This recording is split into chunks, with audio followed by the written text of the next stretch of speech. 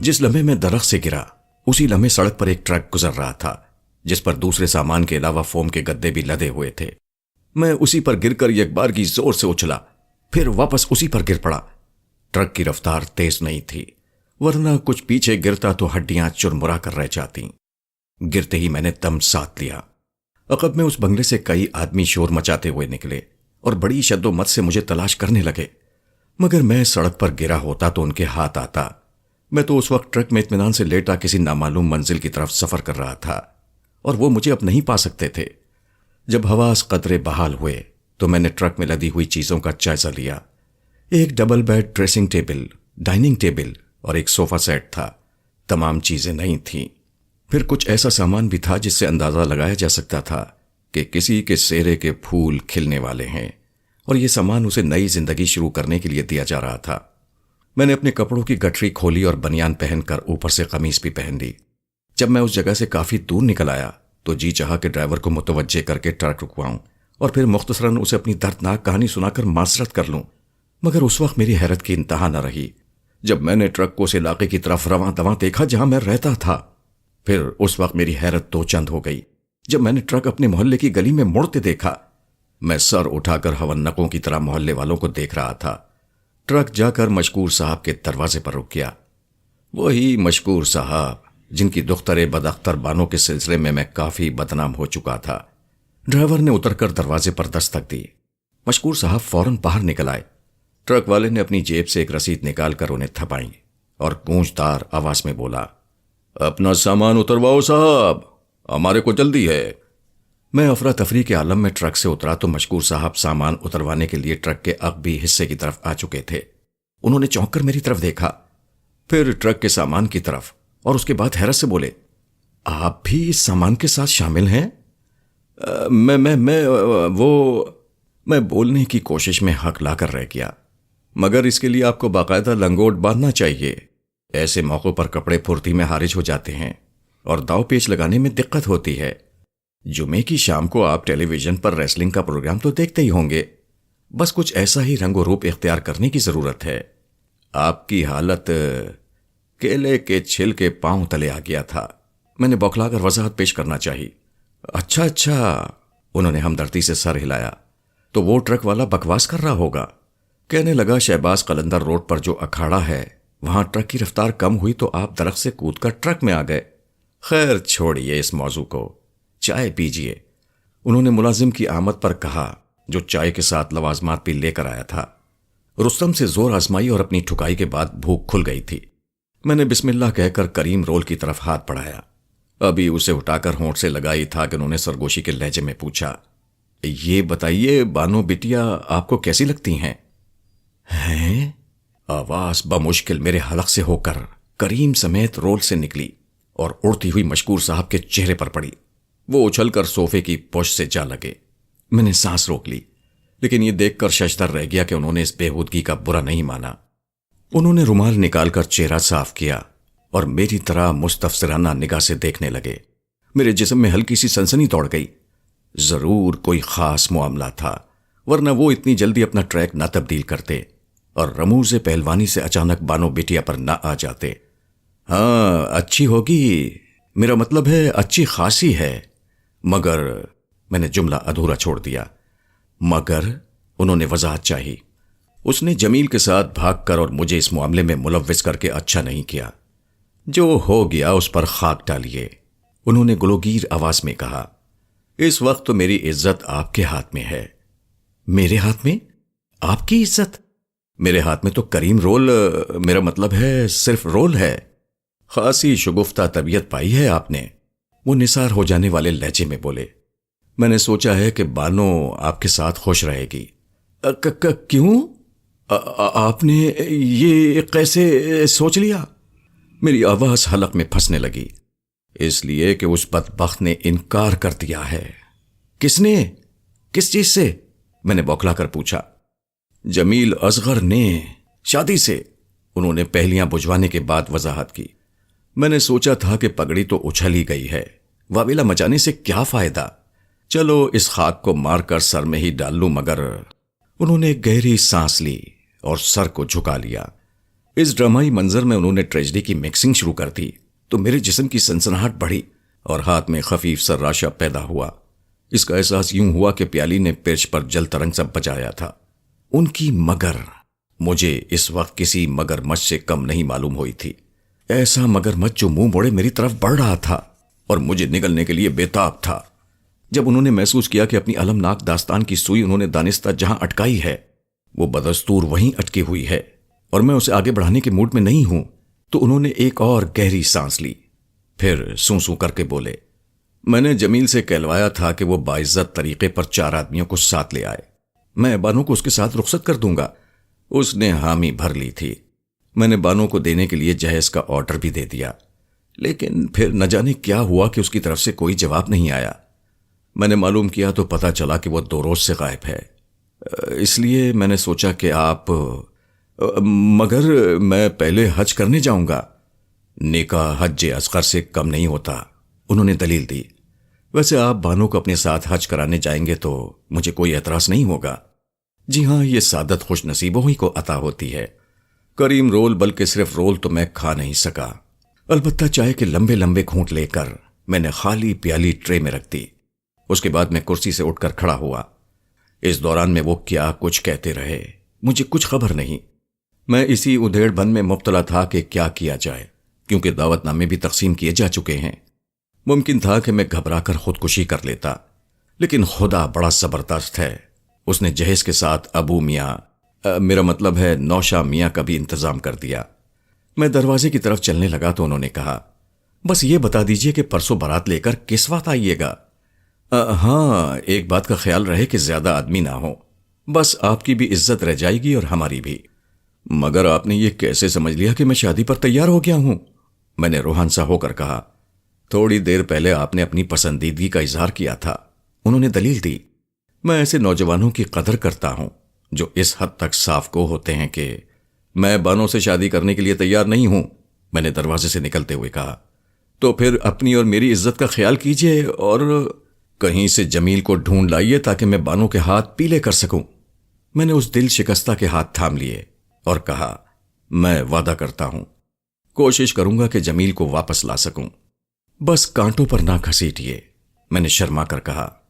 نجیب الطرفین لوگوں کی پیشانی پر کچھ تحریر نہیں ہوتا، وہ تو اپنے عمل سے یہ ثابت کر دیتے۔ بس کانٹوں پر نہ گھسیٹیے، میں نے شرما کر کہا۔ خود کو نجیب کہلانے پر مجھے کوئی اعتراض نہیں، مگر وہ طرفین کے لوگوں کو منہ دکھانے کے قابل نہیں رہا۔ آپ غلط سمجھے، میرا اشارہ اس نجیب کی طرف نہیں، میں تو یہ کہنا چاہتا ہوں کہ وہ حق لائے۔ میں الوداعی انداز میں ہاتھ ہلاتا ہوا وہاں سے چلا آیا۔ 12 بجے کا عمل تھا، گلی اس وقت سنسان تھی اور آوارہ کتے سایوں میں آرام کر رہے تھے۔ بھینسیں جوہڑ پر غسلے مویشیانہ سے لطف اندوز ہو رہی تھیں۔ ایک کوا اوپر سے پیپل کی شاخ پر بیٹھا کائیں کائیں کر رہا تھا۔ گھر میں داخل ہونے کے بعد میں بستر پر گر پڑا۔ قدر سکون محسوس ہوا تو میں نے اپنی چوٹوں کا شمار کیا۔ اندرونی طور پر تو پوری ہستی ہی فریاد کر رہی تھی، تاہم بیرونی طور پر چہرے کے نقش و نگار میں خاصی تبدیلی آ گئی تھی۔ میں اس وقت ابو العمران کے بجائے اس کا تجریری ڈیزائن بن کر رہ گیا تھا۔ فائن آرٹ کے کسی دلدادہ کی نگاہ پڑ جاتی تو وہ مجھے فریم کروا کر دیوار پر لٹکا دیتا۔ اس کے بعد کوئی دروازہ پیٹنے لگا۔ صوفی جی، آپ کون ہیں؟ وہ ابو العمران کہاں ہے؟ میرے جسم پر گیرو کپڑے تو نہیں تھے، البتہ جسم گیرو ہو رہا تھا، اس لیے وہ مجھے کوئی صوفی سنت سمجھ رہی تھی۔ وہ ایک بڑی سی چادر میں ملفوف تھی اور اس کی بغل میں ایک چھوٹی سی گٹھری دبی تھی۔ معلوم نہیں وہ کس کام سے نکلی تھی۔ مجھ سے تمہیں کیا کام آ پڑا ہے؟ میں نے پوچھا۔ ہائے اللہ، تو یہ تم ہو؟ وہ جیسے اچھل پڑی۔ تم نے تو مجھے ڈرا ہی دیا تھا۔ اس سے پہلے کہ میں بھی یہی جملہ کہتا، اس نے گلی پر ایک تائرانہ نظر ڈالی اور چھپاک سے اندر آ گئی۔ گلی کسی مفلس کی جیب کی طرح خالی اور سنسان تھی۔ وہ آبنوسی ماہتاب میرے گھر میں آ چکا تھا۔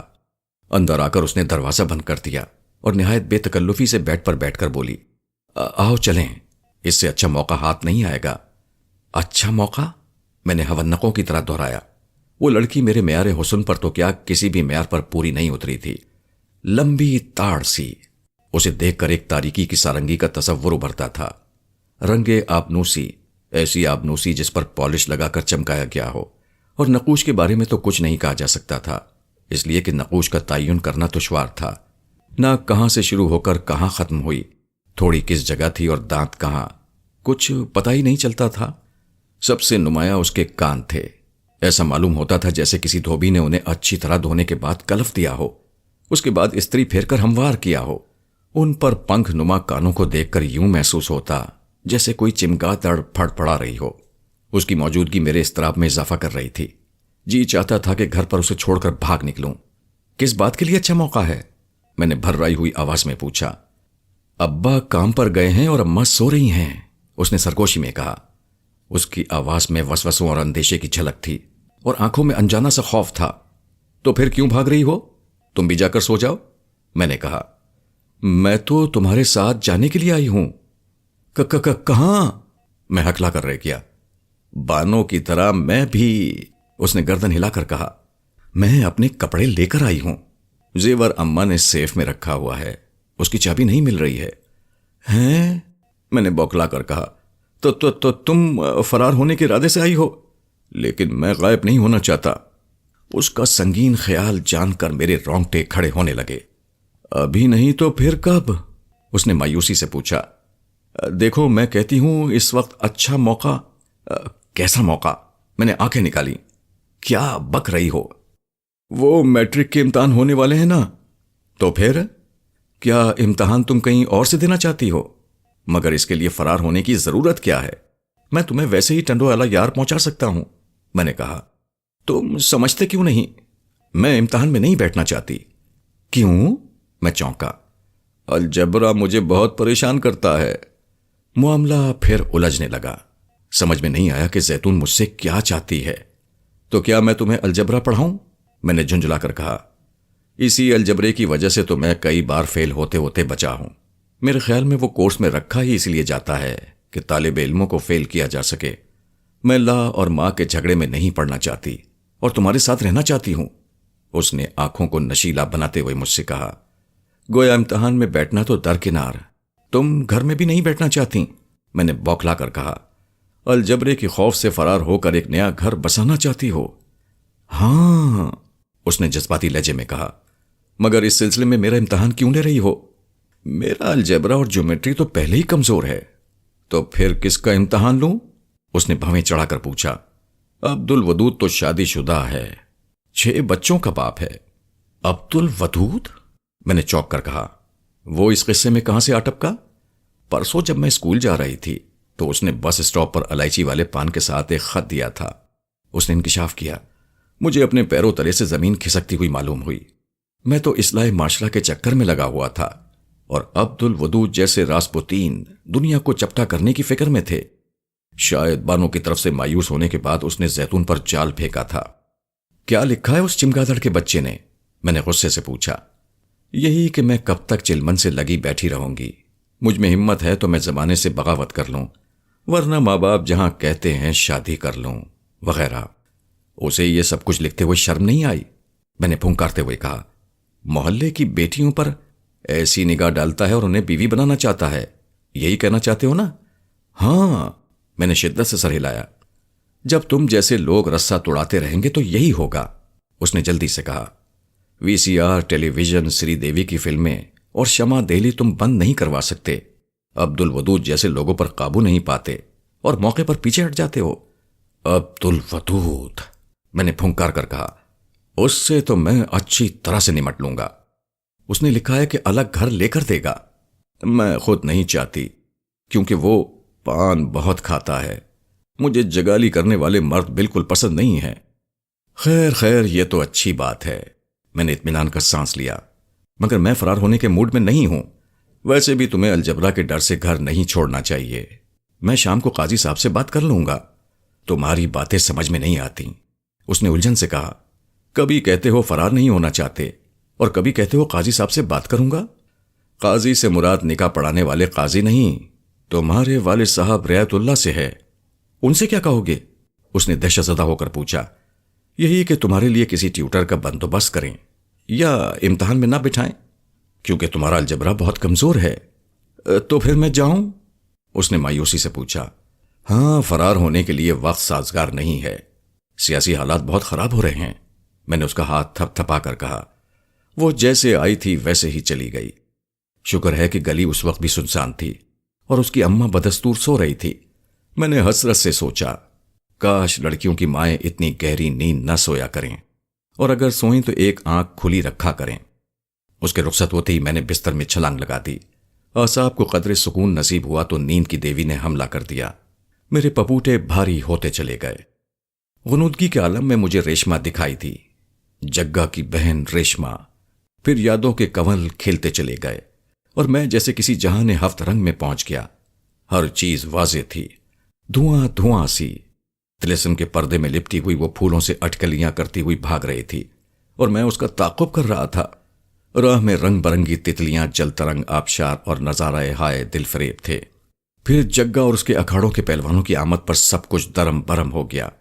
چارپائیاں الٹنے، تختے ٹوٹنے اور مٹکے پھوٹنے لگے۔ ایک پہلوان مجھے پٹخنیاں دینے لگا۔ ریشما فیڈ آؤٹ ہو گئی اور اس کی جگہ بانو نے لے لی۔ مجھے معلوم تھا کہ ریشما کو حاصل کرنے کے لیے مجھے 8-10 ورزشی جسموں کو زیر کرنا پڑے گا۔ تو پھر بانو، اس کا تو باپ بھی تیار ہے۔ یعنی ظالم سماج مٹھی میں، بس سیرا باندھنے کی دیر تھی۔ نہیں ریشما نہیں، بانو۔ پھر بانو ریشما کو اور ریشما بانو کو تفریق کرتی رہی اور میں گہری نیند میں ڈوبتا چلا گیا۔ شام کو کسی کے دروازہ پیٹنے پر آنکھ کھلی۔ میں نے اٹھ کر دروازہ کھولا تو اپنے سامنے یاسین کو کھڑا پایا۔ اسے دیکھ کر یاد آیا کہ میں ایک ہفتے سے آفس نہیں گیا ہوں۔ کیوں پیارے، یہ کیا ہو رہا ہے؟ اس نے کمرے میں داخل ہو کر بے تکلفی سے میرے شانے پر ہاتھ مارا۔ اس کی بے تکلفی مجھے مہنگی پڑ گئی۔ میں سر تپا ہل کر رہ گیا۔ اس کا ہاتھ ٹھیک اس جگہ پڑا تھا جہاں صبح کے وقت رستم نے مشق ستم فرمائی تھی۔ یار دور رہ کر بات کیا کرو، میں نے بھنا کر کہا۔ ہاتھ پیر کا مذاق مجھے پسند نہیں۔ وہ تو مجھے بھی پسند نہیں ہے، اس نے میری کمر سہلائی، مگر تمہیں دیکھ کر ہاتھوں میں کھجلی ہونے لگتی ہے۔ میں نے اسے صوفے پر دھکیل کر قمیص پہنی اور منہ پر چھپا کے مار کر غنودگی کو بھگایا۔ پھر اس کے سامنے آ بیٹھا۔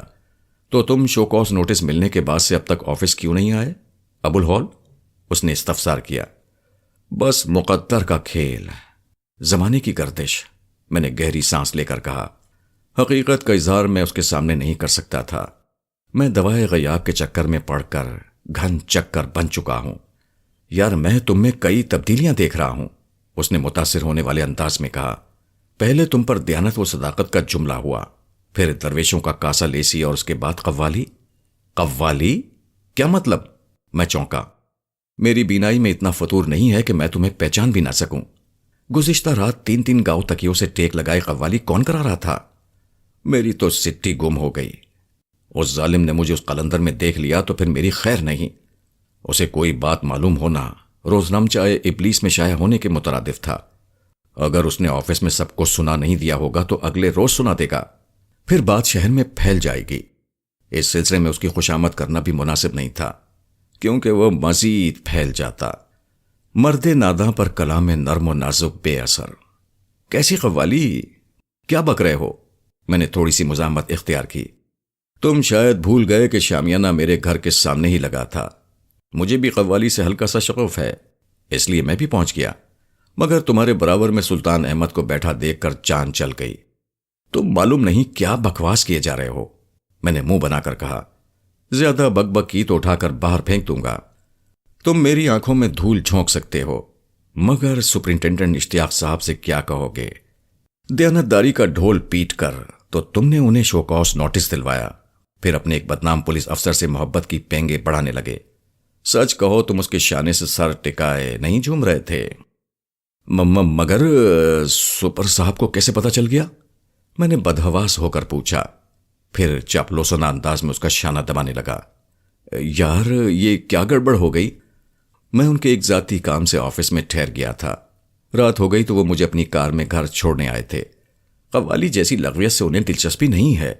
وہ سلطان احمد کو دیکھ کر ٹھٹکے، کیونکہ اس نے انہیں ایک جھوٹے مقدمے میں پھنسا کر کافی پریشان کیا تھا۔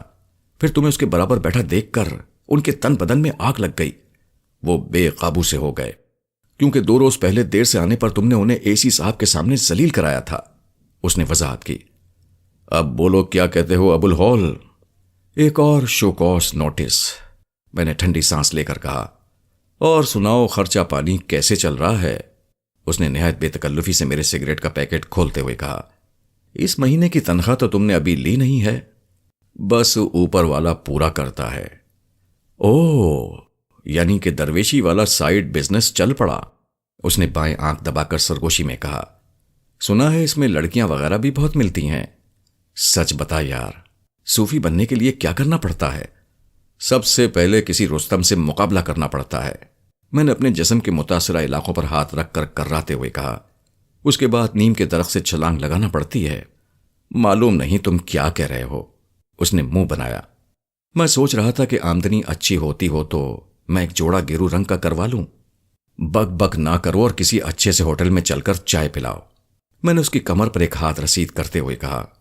چلو، وہ کھڑا ہوتا ہوا بولا۔ میں جانتا ہوں تمہاری مالی حالت کمزور ہوگی، آٹے دال کے کنستر خالی ہو چکے ہوں گے اور اب اس میں چوہے پرورش پا رہے ہوں گے۔ وہ ایسی ہی نکیلی کٹیلی باتیں کرتا ہوا مجھے رحیم کے ہوٹل تک لے گیا، جہاں ہم نے ملائی والی چائے پی۔ وہاں سے یاسین تو اپنے گھر چلا گیا اور میں اپنے گھر کی طرف واپس آنے لگا۔ اچانک راستے میں ڈاکٹر قبل از مسیح مل گیا۔ نام تو اس کا کچھ اور تھا، مگر اس کے قدیم اور متروک طریقہ علاج کی بنا پر میں اسے قبل از مسیح کہتا تھا۔ ڈاکٹر مجھے 6 مہینے کے بعد دکھائی دیا، اس لیے میں نے اس سے استفسار کیا۔ معلوم ہوا کہ وہ لاہور گیا ہوا تھا۔ ڈاکٹر کے ساتھ ایک دبلا پتلا مدقوق سا شخص بھی تھا، جس کی آنکھیں اندر دھسی ہوئی تھیں اور چہرہ چیچک زدہ تھا۔ جسم پر لباس بھی بے حد فضول سا تھا۔ اس کا وجود اور عدم وجود تقریباً برابر ہی تھا، اس لیے میں نے اس کی طرف توجہ نہیں دی اور نہ ہی سلام کا جواب دیا۔ یہ مرزا دہشت بیگ ہے، ڈاکٹر قبل از مسیح نے اس شخص سے میرا تعارف کروایا۔ مرزا دہشت بیگ؟ میں چونکا۔ وہ کہیں وہ تو نہیں؟ ہاں، مشہور جاسوسی ناول نگار، تم نے اس کے کئی سنسنی خیز شاہکار فن پارے پڑھے ہوں گے۔ مرزا دہشت بیگ کا نام سن کر مجھ پر اتنا رعب طاری ہوا کہ میں گنگ ہو کر رہ گیا۔ اس کا نام نامی کسی تعارف کا محتاج نہیں تھا۔ اس نے لگ بھگ 250 ناول لکھے، انتہائی سنسنی خیز اور ہیجان انگیز۔ میں نہ صرف یہ کہ ان تمام ناولوں کا مطالعہ کر چکا تھا، بلکہ وہ میری ذاتی لائبریری میں بھی محفوظ تھے۔ بلکتی چھچوندر افسردہ مگرمچھ، نقاب پوش حسینہ، خونی کٹارا اور گرگٹ کی واپسی کا ایک ایک حرف تو مجھے آج تک یاد تھا۔ ناول خونی کٹار میں اس کی جو تصویر شائع ہوئی تھی، آج بھی فریم شدہ حالت میں میری میز پر سجی ہوئی تھی۔ دہشت بیگ ہو تم؟ میں نے اس سے گرم جوشی سے مصافحہ کرتے ہوئے کہا۔ مگر تم تو لاہور میں ہوتے تھے؟ ہاں، لیکن پبلشروں کے ظلم و ستم سے تنگ آ کر کراچی آ گیا ہوں، اس نے اپنے ہونٹوں پر زبان پھیرتے ہوئے کہا۔ کیوں؟ میں نے پوچھا۔ تم تو کسی زمانے میں اردو کے آرتھر کانن ڈائل کہلاتے تھے۔ ہاں، کسی زمانے میں لوگوں نے مجھے یہی لقب دے رکھا تھا، ادیب شہیر کہا جاتا تھا۔ لیکن آپ کو معلوم ہے کہ آج کل میں کیا کرتا ہوں؟ 420 ہوٹل میں ہیڈ کیشیئر ہوں اور 750 روپے پاتا ہوں۔ بسا اوقات انسان اتنا تلخ ہو جاتا ہے کہ دل کی بات زبان پر لے آتا ہے، ایسی باتیں جو بے حد ذاتی ہوتی ہیں اور کسی اجنبی کے سامنے نہیں کہنا چاہیے۔ دہشت بیگ صاف کو تھا، اس لیے اپنی مفلسی کا کھلے دل سے اعتراف کر رہا تھا۔ اس کا یہ اعتراف سن کر میں تھوڑی دیر کے لیے بدحواس ہو گیا۔ مگر تمہاری کتابیں تو بہت فروخت ہوتی تھیں، میں نے حیرت سے کہا۔ اسکول کے دنوں میں میرا خیال تھا کہ تم بہت دولت مند ہوتے ہوگے، کوئی وجہ نہیں کہ تمہاری کتابیں نہ فروخت ہوتی ہوں۔ یعنی کہ ایک تو کتابیں اتنی سنسنی خیز، دوسرے مصنف اتنا ہر دل عزیز، پھر جلد مضبوط۔ دہشت بیگ نے میرے جملے کا غلط مطلب اخذ کیا۔ وہ بولا، نہیں، میری جلد تو مضبوط نہیں، دیکھیے چمڑا ڈھیلا پڑ چکا ہے۔ ڈاکٹر صاحب کا کہنا ہے کہ مجھے وٹامنز کی ضرورت ہے، اے سے زیڈ تک تمام وٹامنز۔ میرا مطلب کتابوں کی جلد سے تھا، میں نے گڑبڑا کر وضاحت کی۔ میری جیب نوٹوں سے آ رہی تھی، اس لیے میں اسے چائے پلانے کی پیشکش بھی نہیں کر سکا، البتہ اسے اپنے گھر لے گیا۔ ڈاکٹر قبل از مسیح جلدی میں تھا اور اسے اپنے ایک مریض کا معائنہ کرنا تھا، اس لیے وہ آئندہ ملاقات کا وعدہ کر کے رخصت ہو گیا۔ دہشت بیگ کے جثے میں کوئی قابل ذکر چیز نہیں تھی، البتہ اس کی آنکھیں بے حد چمکیلی اور مضطرب تھیں۔ اپنے گڑھوں میں بے چینی سے گردش کرتی ہوئی وہ آ کر میرے کمرے میں بیٹھ گیا، مگر اس کی نگاہ سڑک پار اس پردے سے الجھتی رہی جس کے پیچھے سے زیتون کا سراپا چھلکتا رہتا تھا۔ میرے دل میں اب بھی اس کے لیے بے پایا عقیدت و محبت تھی، اس لیے میں نے خونی کٹار کے پہلے ایڈیشن پر اس کے آٹوگراف بھی لیے۔ گفتگو کے دوران میں اس نے بتایا کہ اب وہ ناول نویسی ترک کر چکا ہے اور اس نے کلر کی شروع کر دی ہے۔ مالی اعتبار سے یہ پیشہ سود مند رہا۔ باتوں کے دوران اس کی توجہ ہٹی رہی۔ وہ میری طرف دیکھنے کے ساتھ ساتھ پھڑ پڑاتے ہوئے پردے کو بھی تکنے لگتا تھا۔ اس دوران میں نے ایک بار کچن کا چکر لگایا تو مجھے گاجر کا حلوہ رکھا دکھائی دیا۔ 3 روز پہلے میں اسے حلوائی کے ہاں سے اڑا لایا تھا۔ اسے ایک تشتری میں سجا کر میں نے دہشت بیگ کو پیش کیا۔ اس نے شکریہ کے ساتھ اسے قبول کر لیا۔ دور بیٹھ کر اسے حلوہ کھاتا دیکھ کر مجھے خوشی ہوئی اور میں یہ محسوس کر رہا تھا جیسے حلوہ میرے حلق سے اتر رہا ہو۔ کیسا ہے؟ میں نے امید افزا لہجے میں پوچھا۔ سراپا سروقت ہے، اس نے پھڑ پڑاتے پردے پر ایک اچٹتی سی نگاہ ڈال کر کہا۔ شدو حلوائی کے ہاں سے لیا تھا، نمک کافی ہے، وہ بولا۔ مگر میں تو حلوے کی بات کر رہا تھا، میں نے چونک کر کہا۔ ہیں؟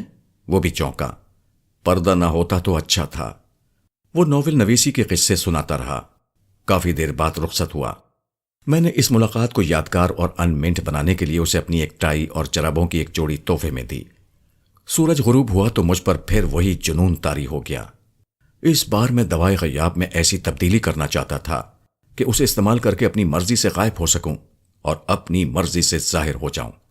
اب تک صرف اتنی کامیابی ہوئی تھی کہ میں دوا استعمال کرنے کے تھوڑی دیر بعد غائب ہو جاتا تھا اور کسی خاص مدت کے بعد ظاہر ہو جاتا تھا۔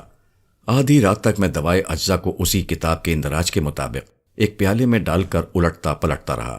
پھر میں نے ہدایت کے مطابق اسے دھیمی آنچ پر رکھا اور سو گیا۔ صبح آفس جانے سے پہلے میں نے اس کی خاصی مقدار پی لی۔ گھر سے نکلنے لگا تو خیال آیا کہ جیب تو خالی ہے، کرایہ کہاں سے دوں گا اور ناشتہ کہاں سے کروں گا؟ پھر وہ گلک یاد آیا جس میں آفس سے واپسی آنے کے بعد ساری ریزگاری ڈال دیتا تھا۔ اسے توڑنے پر اندر سے 17 روپے 60 پیسے نکلے۔ میں نے انہیں جیب میں ڈال دیا۔ ہر چند کے سکے جیب میں کھنک رہے تھے اور ان کے وزن سے پتلون بار بار سرکتی جا رہی تھی، مگر اس وقت مجبوری تھی۔ رحیم کے ہوٹل پر ناشتہ کرنے کے بعد جب میں کاؤنٹر پر گیا تو بیرے نے دور سے ہانک لگائی۔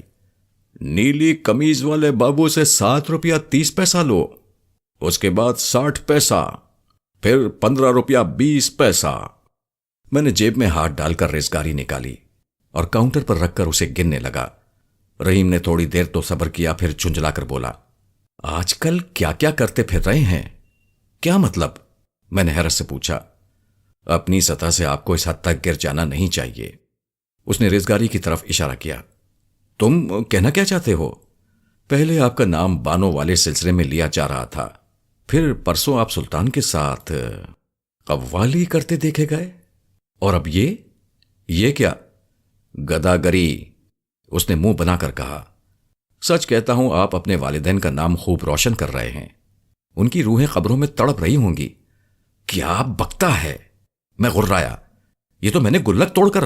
سب یہی کہتے ہیں، اس نے بے پرواہی سے کہا، مگر جب دل اندر سے سیاہ ہو جاتا ہے اور زمین پر بے غیرتی کی دھول جم جاتی ہے تو پھر اس کھیل میں مزہ آنے لگتا ہے اور آدمی ہر بات کو مذاق میں ٹال دیتا ہے۔ جی چاہتا تھا کہ گریبان پکڑ کر اسے کاؤنٹر سے کھینچ لوں اور اس کے دماغ سے غلط فہمی کی گرد جھاڑ دوں، مگر یہ سوچ کر رہ گیا کہ محلے میں دنگا فساد کرنا مناسب نہیں۔ لوگ مجھ سے پہلے ہی بدظن ہیں۔ اگر انہوں نے رحیم کو درست جانا اور مجھے گداگری پر لیکچر دینا شروع کر دیا تو میں کسی کو منہ دکھانے کے قابل نہیں رہوں گا۔ میں تھوک کے گھونٹ پیتا ہوا اللہ توکل ریسٹوران سے باہر آ گیا۔ ابھی بس اسٹاپ سے کچھ دور ہی تھا کہ مجھے ہچکیاں آنا شروع ہو گئیں۔ ہچکیوں کا علاج کسی حکیم ڈاکٹر کے پاس نہیں۔ جھنجھلاہٹ میں آدمی یہی کر سکتا ہے کہ اپنے منہ پر تھپڑ مارنا شروع کر دے۔ میں ایک عمارت کے زیر سایہ کھڑا ہو گیا۔ ہچکیوں کا ہجان تھوڑی دیر تک طاری رہا، پھر میں نے اپنے اندر ایک حیرت انگیز تبدیلی محسوس کی۔ اس تبدیلی کو میں صفحہ کرتاس پر رقم نہیں کر سکتا، بس یوں سمجھا جا سکتا ہے کہ میرا دل بے حد نرم و ملائم ہو گیا۔ گرد و پیش میں کھڑے ہوئے لوگوں پر مجھے خواہ ترس آنے لگا۔ میں نے سوچا یہ دوا کا اثر نہ ہو اور میں غائب نہ ہو گیا ہوں۔ دھوپ میں جا کر دیکھا تو سائے کو موجود پایا۔ الجھن میں مبتلا ہو گیا کہ غائب ہونے کے بجائے یہ کیفیت کیوں پیدا ہو گئی؟ کیا دوا میں پھر کوئی گڑبڑ ہو گئی؟ دفتن ایک خارج زدہ کتا کوں کرتا دکھائی دیا۔ اسے 2-3 کتے گھیرے ہوئے اور لہرا کر دانت دکھا رہے تھے۔ مجھے اس کتے پر بہت ترس آیا۔ میں نے ڈھیلے مار کر دوسرے فربا اندام کتوں کو بھگایا اور چمکارتے ہوئے اس خارش زدہ کتے کی طرف بڑھا، مگر اس نے اپنی دم ٹانگوں میں دبا کر گھوں گھوں کی اور مجھ پر حملہ کر دیا۔ میں بوکھلا کر پیچھے ہٹا تو اس نے زخم لگائی اور ایک کباب والے کے چولہے میں جا کر بیٹھ گیا۔ چولہا بجھا ہوا تھا۔ میں اس کی طرف بڑھنے ہی والا تھا کہ اندر سے کباب والا نکل آیا۔ اس کا مچرب پیٹ اور ہاتھی جیسے دست و بازو دیکھ کر آگے بڑھنے کی ہمت نہیں ہوئی۔ میں ایک گہری سانس لے کر بس اسٹاپ کی طرف چل پڑا۔ دیر تک وہاں کھڑا دنیا کی بے ثباتی پر غور کرتا رہا۔ بسیں آتی اور جاتی رہیں، لوگ مجھے دھکا دے کر آگے چلے جاتے اور میں وہیں کھڑا رہ جاتا، یہ سوچ کر شاید اس بیچارے کو مجھ سے پہلے اپنی منزل مقصود پر پہنچنا ہوگا۔ جب کافی دیر ہو گئی اور کھوپڑی کا ناریل تڑکنے لگا تو میں پیدل ہی آفس کی طرف چل پڑا۔ وہ کوئی 3 میل دور تھا، مگر مجھے اس کی پرواہ نہیں تھی۔ راستے میں جتنے فقیر ملے میں نے جیب سے کچھ نہ کچھ نکال کر ان کی ہتھیلی پر ضرور رکھا۔ ان کی بے کسی اور فاقہ مستی دیکھ کر تو جی چاہتا تھا کہ روٹی اور سالن پلانٹ لگا کر دونوں چیزیں وافر تیار کی جائیں اور ان لوگوں میں مفت تقسیم کر دی جائیں۔ اونچی اونچی فلک بوس عمارتیں تعمیر کی جائیں اور ان کی رہائش کا مسئلہ حل کر دیا جائے۔ میں ابھی آفس سے 1/2 میل دور تھا کہ جیب کی تمام رزقاری ختم ہو گئی۔ میں نے سوچا فکر کس بات کی ہے، تھوڑی دیر بعد تنخواہ مل جائے گی، اپنا کام تو چلتا رہے گا۔ خیال ان مسکینوں کا رکھنا چاہیے، ہر ممکن طریقے پر ان کی مدد کرنا چاہیے۔ میں آفس کے قریب پہنچا تو مسکینوں اور یتیموں کے غول نے مجھے گھیر لیا۔ بابو دیتا جا، تیرے بچے جییں، ایک نے لرزتی آواز میں کہا۔ میرا دل کانپنے لگا۔ میں نے اپنی جیب تھپ تھپائی، وہ خالی ہو چکی تھی۔ اللہ کے نام پر مسکین کو دے، تیری ترقی ہووے، اللہ کے نام پر۔ وہ اللہ کے نام پر مانگ رہا تھا اور میں اس کی کوئی مدد نہیں کر سکتا تھا۔ تف ہے میری ذات پر۔ بہت سردی ہے دل والے، کوئی گرم کپڑا، ایک نے رقت آمیز لہجے میں کہا۔ میں سر سے پاؤں تک کانپ گیا۔ سائل سردی میں تھر تھرا رہا تھا اور میں گرم کپڑے پہنے کھڑا تھا۔ جسمانی لحاظ سے وہ مجھ سے کمزور تھا اور سردی بھی برداشت نہیں کر سکتا تھا۔ میں نے ایک لمحے کے لیے سوچا، پھر اپنا کوٹ اتار کر اسے تھما دیا۔ میں وہاں سے بڑھنے ہی والا تھا کہ دوسرے مفلوک الحال نے پیچھے سے پکڑ لیا۔ دیتا جا دیالو، مجھے بھی کچھ دیتا جا، دونوں جہاں میں سکھ پائے گا۔ اب تو میرے پاس کچھ نہیں ہے، میں نے بھررائی ہوئی آواز میں کہا۔ تم چاہو تو ٹائی لے لو، ہزار بند کی جگہ استعمال کر لینا۔ دیتا جا، میرے پاس کوئی ڈھنگ کا کپڑا نہیں ہے۔ اگر میں تمہیں اپنے کپڑے دے دوں گا تو خود کیا پہنوں گا؟ میں نے بوکھلا کر کہا۔ ادھر آ، اس کا بندوبست بھی ہو جائے گا۔ اس نے مجھے ہاتھ پکڑ کر کھینچا۔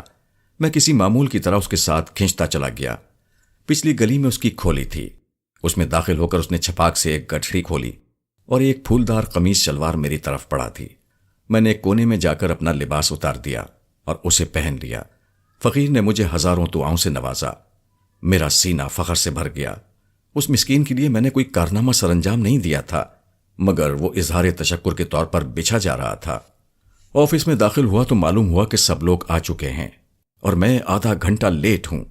دوائے دیانت استعمال کرنے کے بعد میں نے جو ہنگامہ آرائی کی تھی، اسی کی بنا پر اے سی صاحب نے مجھے ہی نہیں، سپرنٹینڈنٹ اشتیاق صاحب کو بھی شو کاز نوٹس تھما دیا تھا۔ نتیجتاً وہ وقت پر آنے لگے اور سارا عملہ بھی۔ میں اپنی سیٹ پر جا کر پریشان سا بیٹھ گیا، پھر ٹرے میں سے اسٹیبلشمنٹ کی فائل نکال رہا تھا کہ میری نگاہ اچانک زکیہ نور پر پڑی۔ وہ دوپٹہ منہ میں دبائے ہنس رہی تھی، جیسے اس نے کوئی مزہ کا خیز چیز دیکھ لی ہو اور اپنی ہنسی ضبط نہ کر پا رہی ہو۔ وہ اے سی صاحب کی پی آر او تھی اور یاسین کی منصور نظر، اس لیے میں اس سے بے تکلف ہونے کی کوشش نہیں کرتا تھا۔ وہ مجھے دیکھ کر لوٹن کبوتری ہوئی جا رہی تھی، مگر ہمت نہیں پڑی کہ اس سے ہنسنے کا سبب دریافت کروں۔ بائیں جانب سے ایک مسلسل قہقہا بلند ہوا۔ میں نے ادھر دیکھا، انور محمود کی بھی یہی حالت تھی۔ وہ ہنستے ہنستے خود پر قابو پا لیتا تھا، مگر میز پر مکے مار کر پھر ہنسنے لگتا۔ کیا صبح تم لوگ دیوار قہقہ کی طرف گئے تھے؟ میں نے مسکرا کر پوچھا اور فائل کھولی۔ ہم تو کہیں نہیں گئے تھے، البتہ تم، زکیہ نے کہنے کی کوشش کی مگر جملہ مکمل نہ کر سکی۔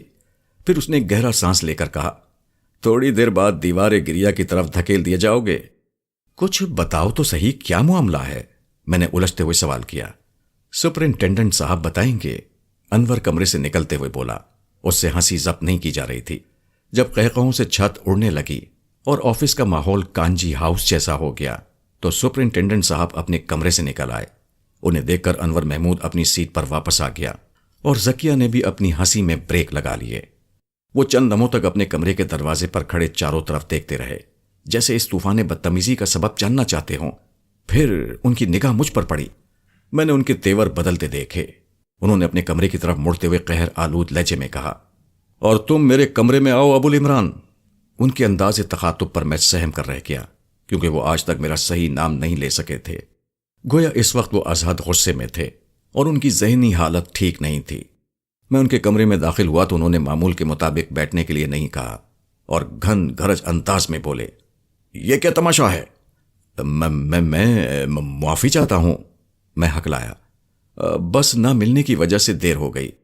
میں پیدل یہاں تک آیا ہوں۔ میں دیر سے آنے کی وجہ نہیں پوچھ رہا، وہ دوبارہ کرچے، اس کے بارے میں دریافت کر رہا ہوں۔ انہوں نے میرا سراپے کی طرف اشارہ کیا۔ کس بارے میں؟ کیا؟ میں نے بوکھلا کر پوچھا۔ جہاں تک مجھے معلوم ہے تم نے ابھی شادی نہیں کی ہے، انہوں نے اپنے غصے پر قابو پاتے ہوئے کہا۔ جی ہاں۔ مجھے حیرت ہوئی کہ انہوں نے دفعتاً موضوع کیوں بدل دیا۔ تو پھر یہ لباس تمہارے جسم پر کیوں نظر آ رہا ہے؟ کیا تمہاری جنس تبدیل ہو گئی ہے؟ لباس؟ میرا دماغ سنسنانے لگا۔ لباس کو کیا ہوا؟ شاید رات کو تم نے آب نشاط سے بھی شغل کیا ہے، انہوں نے سنجیدگی سے سر ہلایا، اسی لیے تمہیں ابھی تک یہ ہوش نہیں ہے کہ تمہارے جسم پر کیا ہے۔ میں نے اپنے پیران کا غور سے جائزہ لیا تو انکشاف ہوا کہ اس فقیر نے مجھے ایک عدد زنانہ شلوار اور جمپر بخش دیا ہے۔ میں نے جلدی میں اسے پہن لیا اور آفس کی طرف آ گیا۔ معاف کیجیے گا، وہ ایک فقیر، شاید تم اب کوئی کہانی سناؤ گے، انہوں نے مجھے گھورا۔ نہیں، میں سچ کہہ رہا ہوں۔ راستے میں ایک فقیر مل گیا تھا، اس نے اللہ کا واسطہ دے کر میرے کپڑے اتروا لیے، اور یہ فقیر، انہوں نے جیسے ذہن پر زور ڈالتے ہوئے کہا، تم اس فقیر کی بات تو نہیں کر رہے جو پچھلی گلی کی ایک کھولی میں رہتا ہے؟ جی ہاں وہی۔ آپ کو کیسے معلوم؟ مجھے اچھی طرح معلوم ہے، اس کا نام سیٹھ رمزو ہے اور وہ گھوڑا گلی میں پرانے کپڑوں کی دکان کرتا ہے۔ تو پھر یہاں؟ یہ اس کا سائیڈ بزنس ہے۔ لیکن اس کی آواز سے تو ظاہر ہو رہا تھا جیسے وہ… یہ ان کی فنکاری ہے، انہوں نے قطع کلامی کی۔ بہرحال اب تم جا سکتے ہو، اپنی سیٹ نہیں بلکہ اپنے گھر۔ اب معقول لباس پہن کر ہی آنا، بلکہ آج نہ ہی آنا تو بہتر ہے، کیونکہ آج تم پر مسکینیت کا بخار طاری ہے۔ میں ان کے کمرے سے سر جھکائے نکل آیا۔ ہال میں بیٹھے ہوئے لوگوں نے مجھ پر مزے کے خیز نگاہ ڈال کر پھر مسکرانا شروع کر دیا۔ وہاں رہنا دو بار ہوا جا رہا تھا، اس لیے میں نے ان نامعقول لوگوں سے کنارہ کشی اختیار کرنا بہتر سمجھی۔ کیشیئر آ چکا تھا، لہٰذا میں اس سے تنخواہ لے کر چلا آیا۔ اس بار میں دانستہ ناداروں اور مسکینوں کی طرف نہیں گیا، ذلت اٹھانے کا مزید حوصلہ نہیں رہا تھا۔ مگر واپس آنے کے لیے بس میں بیٹھا تو کنڈکٹر نے میری طرف دیکھ کر کہا، یہ سیٹ چھوڑ دو، مائی آگے جاؤ۔ میں ہکلایا۔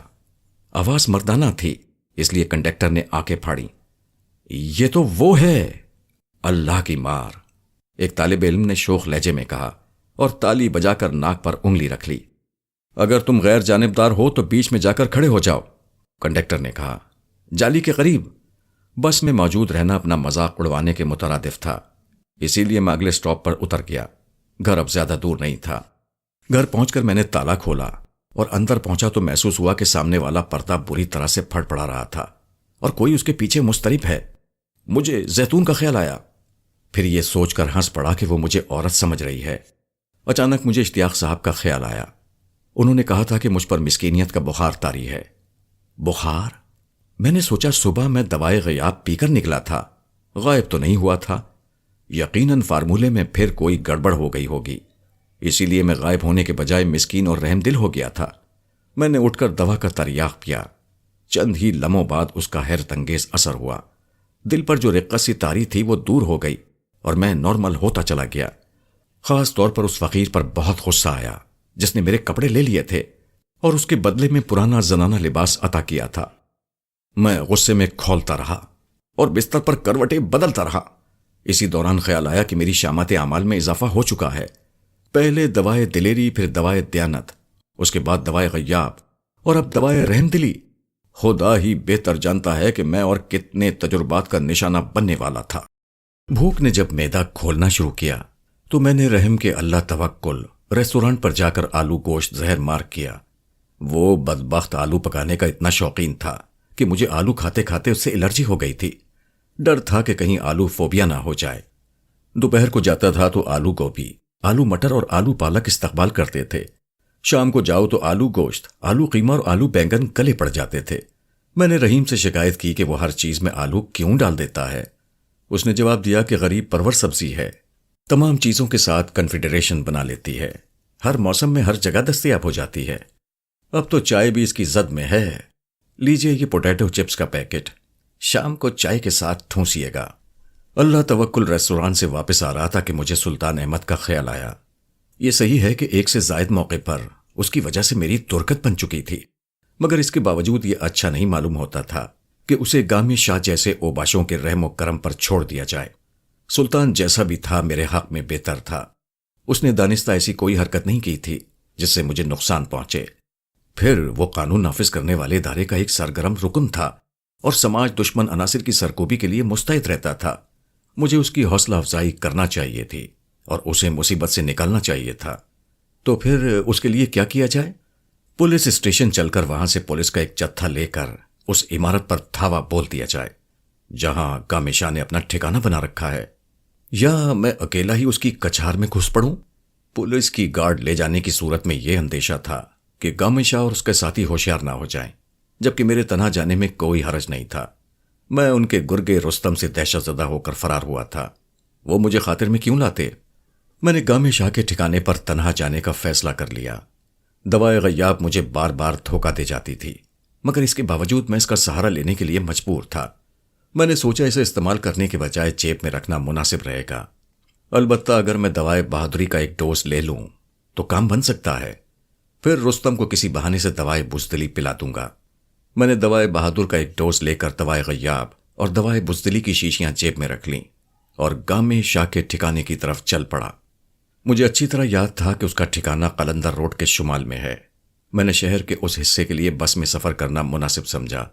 بس اسٹاپ پہنچا تو حسب معمول افراتفری کا منظر دیکھنے میں آیا۔ ہجوم کے ساتھ میں بھی ایک طرف کھڑا ہو کر بس کا انتظار کرنے لگا۔ کافی دیر بعد ایک بس آئی، لوگ اس کی طرف بڑھے تو وہ دائیں سے نکل گئی۔ کافی آگے جا کر ایک لڑکی نے اسے رکنے کا اشارہ کیا تو رک گئی۔ مجھے بس ڈرائیور کی اس حرکت پر بہت غصہ آیا، مگر وہ بہت دور نکل گیا تھا، اس لیے میں اس کا کچھ نہیں کر سکتا تھا۔ تھوڑی دیر بعد دوسری بس آئی۔ اسٹاپ پر پہنچ کر اس کی رفتار قدرے ہلکی ہوئی تو میں نے اس کے ساتھ ساتھ دوڑنا شروع کر دیا۔ پھر دروازے پر لگے ہوئے ہینڈل کو پکڑ کر اچھلا اور قلع بازیاں کھاتا ہوا اندر پہنچ گیا۔ دوائے بہادری اس وقت میرے جسم پر تسلط جما چکی تھی۔ تھوڑی دیر کے بعد دوسری بس آئی۔ اسٹاپ پر پہنچ کر اس کی رفتار قدرے ہلکی ہوئی تو میں نے اس کے ساتھ ساتھ دوڑنا شروع کر دیا۔ پھر دروازے پر لگے ہوئے ہینڈل کو پکڑ کر اچھلا اور قلع بازیاں کھاتا ہوا اندر پہنچ گیا۔ دوائے بہادری اس وقت میرے جسم پر تسلط جما چکی تھی۔ میں نے اپنے ہر عضو سے آگ پھوٹتی محسوس کی۔ ہاتھ پیر اکڑ کر سخت ہو چکے تھے اور اپنی شجاعت کا مظاہرہ کرنے کے لیے بےتاب تھے۔ اس کا ہلکا سا کرشمہ میں باقر بھائی پر بھی دیکھ چکا تھا۔ جب میں نے انہیں یہ دوا استعمال کرائی تھی تو انہوں نے برکت کو مار مار کر چپٹا کر دیا تھا۔ کوئی وجہ نہیں تھی کہ دوا مجھ سے وفا نہ کرتی۔ بس آندھی اور طوفان کی رفتار سے اڑی چلی جا رہی تھی۔ ممکن ہے اس کا ڈرائیور ماضی قریب میں راکٹ ڈرائیو کرتا رہا ہو۔ گامے شاہ کا مکان کافی دور تھا، مگر میں نے پیدل چلتے ہوئے تھکن محسوس نہیں کی، شاید اس لیے کہ میں بہادری کی دوا پیے ہوئے تھا۔ اس جگہ پہنچ کر میں نے گرد و پیش کا جائزہ لیا۔ مجھے ایک جگہ نیم کے بہت سے درخت لگے دکھائی دیے۔ جوش و جذبات میں عقل خبت ہوئی جا رہی تھی، اس لیے میں یہ سوچ کر وہاں گھس پڑا کہ وہ گامے شاہ کی حویلی ہے۔ اندر کا نقشہ بڑی حد تک تبدیل تھا۔ میں یہ سوچ کر رہ گیا کہ وہ مجرموں کا اڈا ہے۔ چھوٹی موٹی تبدیلیاں خود آتی رہتی ہوں گی اور کچھ وہ کرتے رہتے ہوں گے۔ پھاٹک سے آگے لان تھا، اسے عبور کیا تو پیش دالان نظر آیا۔ وہاں دو کتے غرا رہے تھے۔ خون قدرے خشک ہو گیا اور جسم میں سنسنی توڑنے لگی، لیکن یہ دیکھ کر اطمینان ہوا کہ دونوں موٹی زنجیروں سے بندھے ہوئے ہیں۔ میں پیش دالان کے بعد دالان اور اس کے بعد ایک کمرے میں پہنچ گیا۔ مجھے حیرت تھی کہ گامے شاہ اور اس کے سارے گرکے کہاں گئے ہیں۔ پھر وہ کمرہ بھی تلاش کے باوجود نہیں ملا، جہاں سلطان احمد کو اور مجھے قید کیا گیا تھا۔ اس خیال نے رونگٹے کھڑے کر دیے کہ کہیں میں غلط مکان میں تو نہیں آ گیا ہوں۔ نیم کا درخت تو مناسب نشانی نہیں ہے۔ میں اسے نشان منزل مان کر اندر کیوں چلا آیا؟ میں پھرتی سے پلٹا، مگر ایک گہری سانس لے کر رہ گیا، کیونکہ عقب میں ایک باوردی شخص مجھے اشتعال آمیز نگاہوں سے گھور رہا تھا۔ اس کی وردی سفید تھی، سر پہ سرخ رنگ کا کلا۔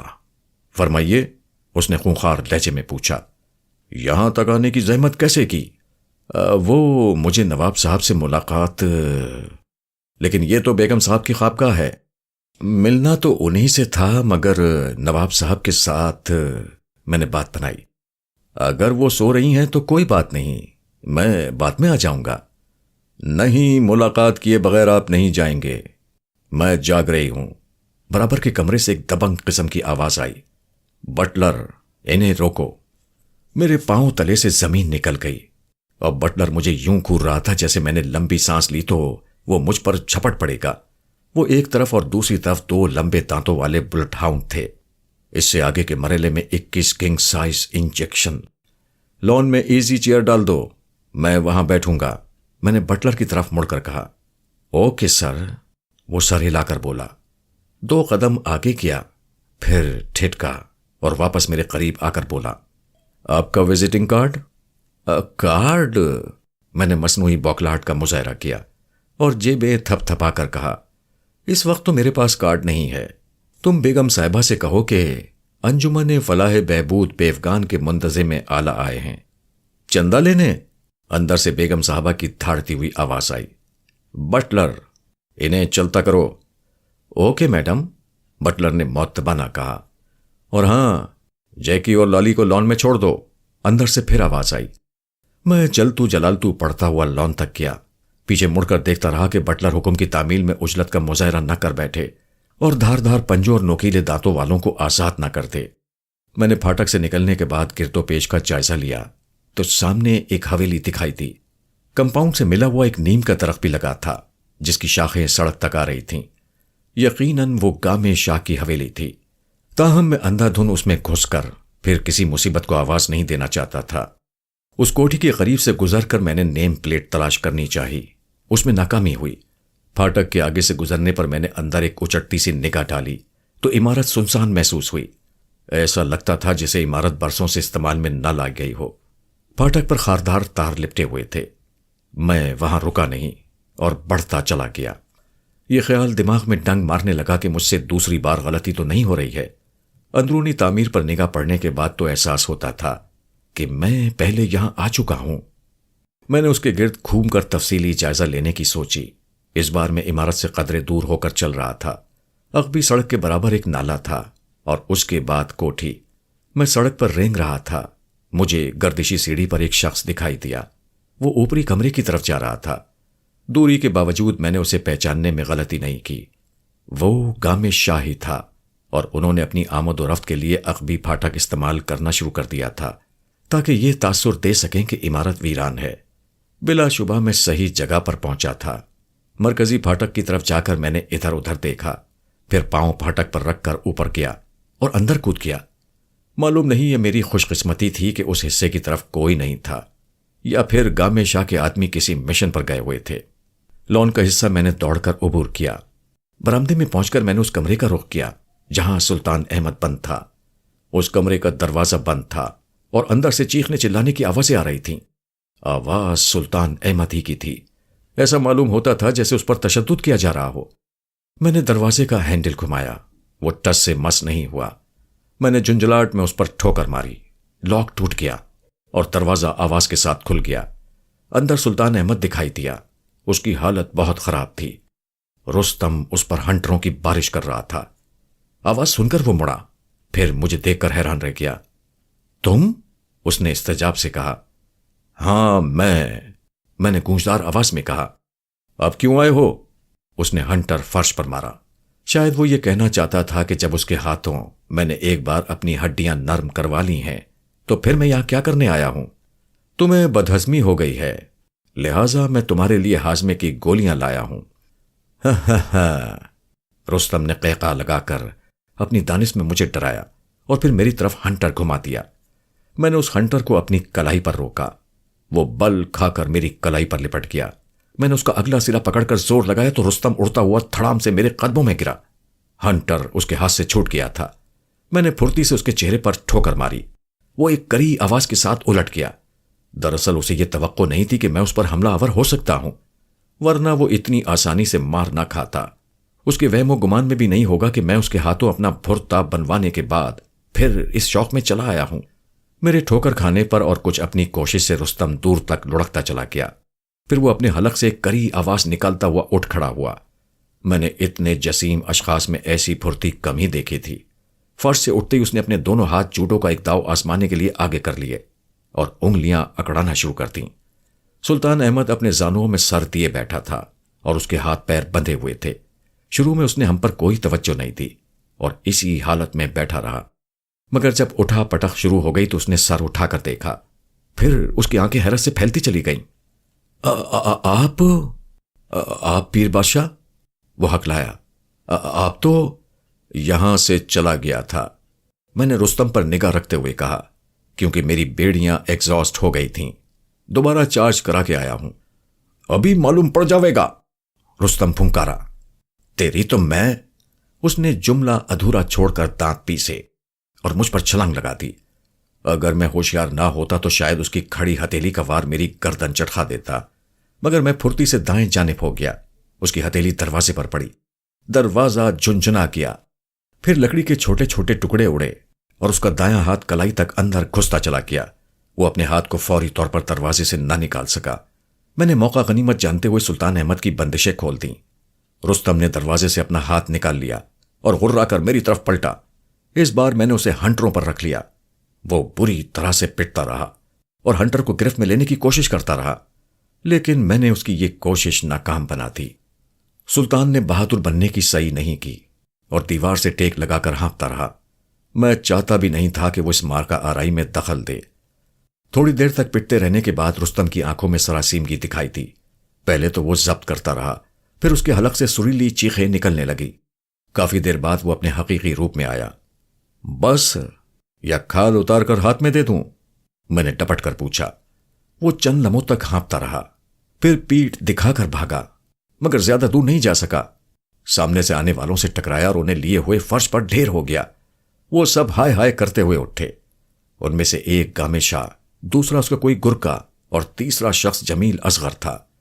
میں جیسے حیرت سے اچھل پڑا کہ جمیل اصغر وہاں کیا کر رہا تھا۔ میں نے اس پر تفصیلی نگاہ ڈالی تو اس کا شیب بڑا ہوا دکھائی دیا۔ اس کے ہونٹوں پر پپڑیاں تھیں اور آنکھوں میں اداسی کے سائے۔ جمیل اصغر کے ہاتھ پیچھے لے جا کر باندھ دیے گئے تھے اور اسے گامے شاہ نے لمبی نال والے ریوالور سے کور کر رکھا تھا۔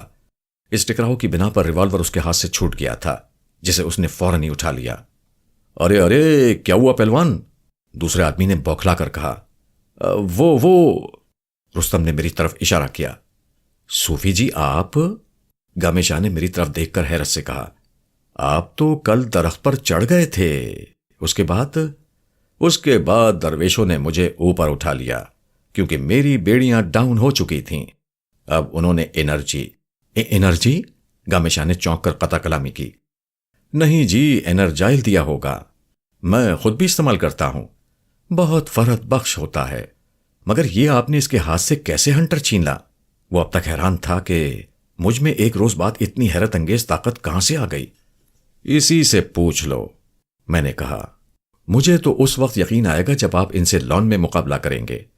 پھر وہ مڑ کر رستم سے کرخت لہجے میں بولا، چلو دفع ہو یہاں سے، بلی کا بچہ، ہر وقت میاؤں میاؤں کرتا رہتا ہے۔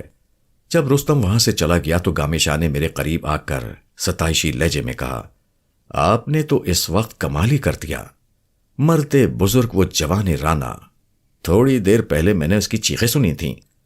یہ سب درویشوں کا کرم ہے۔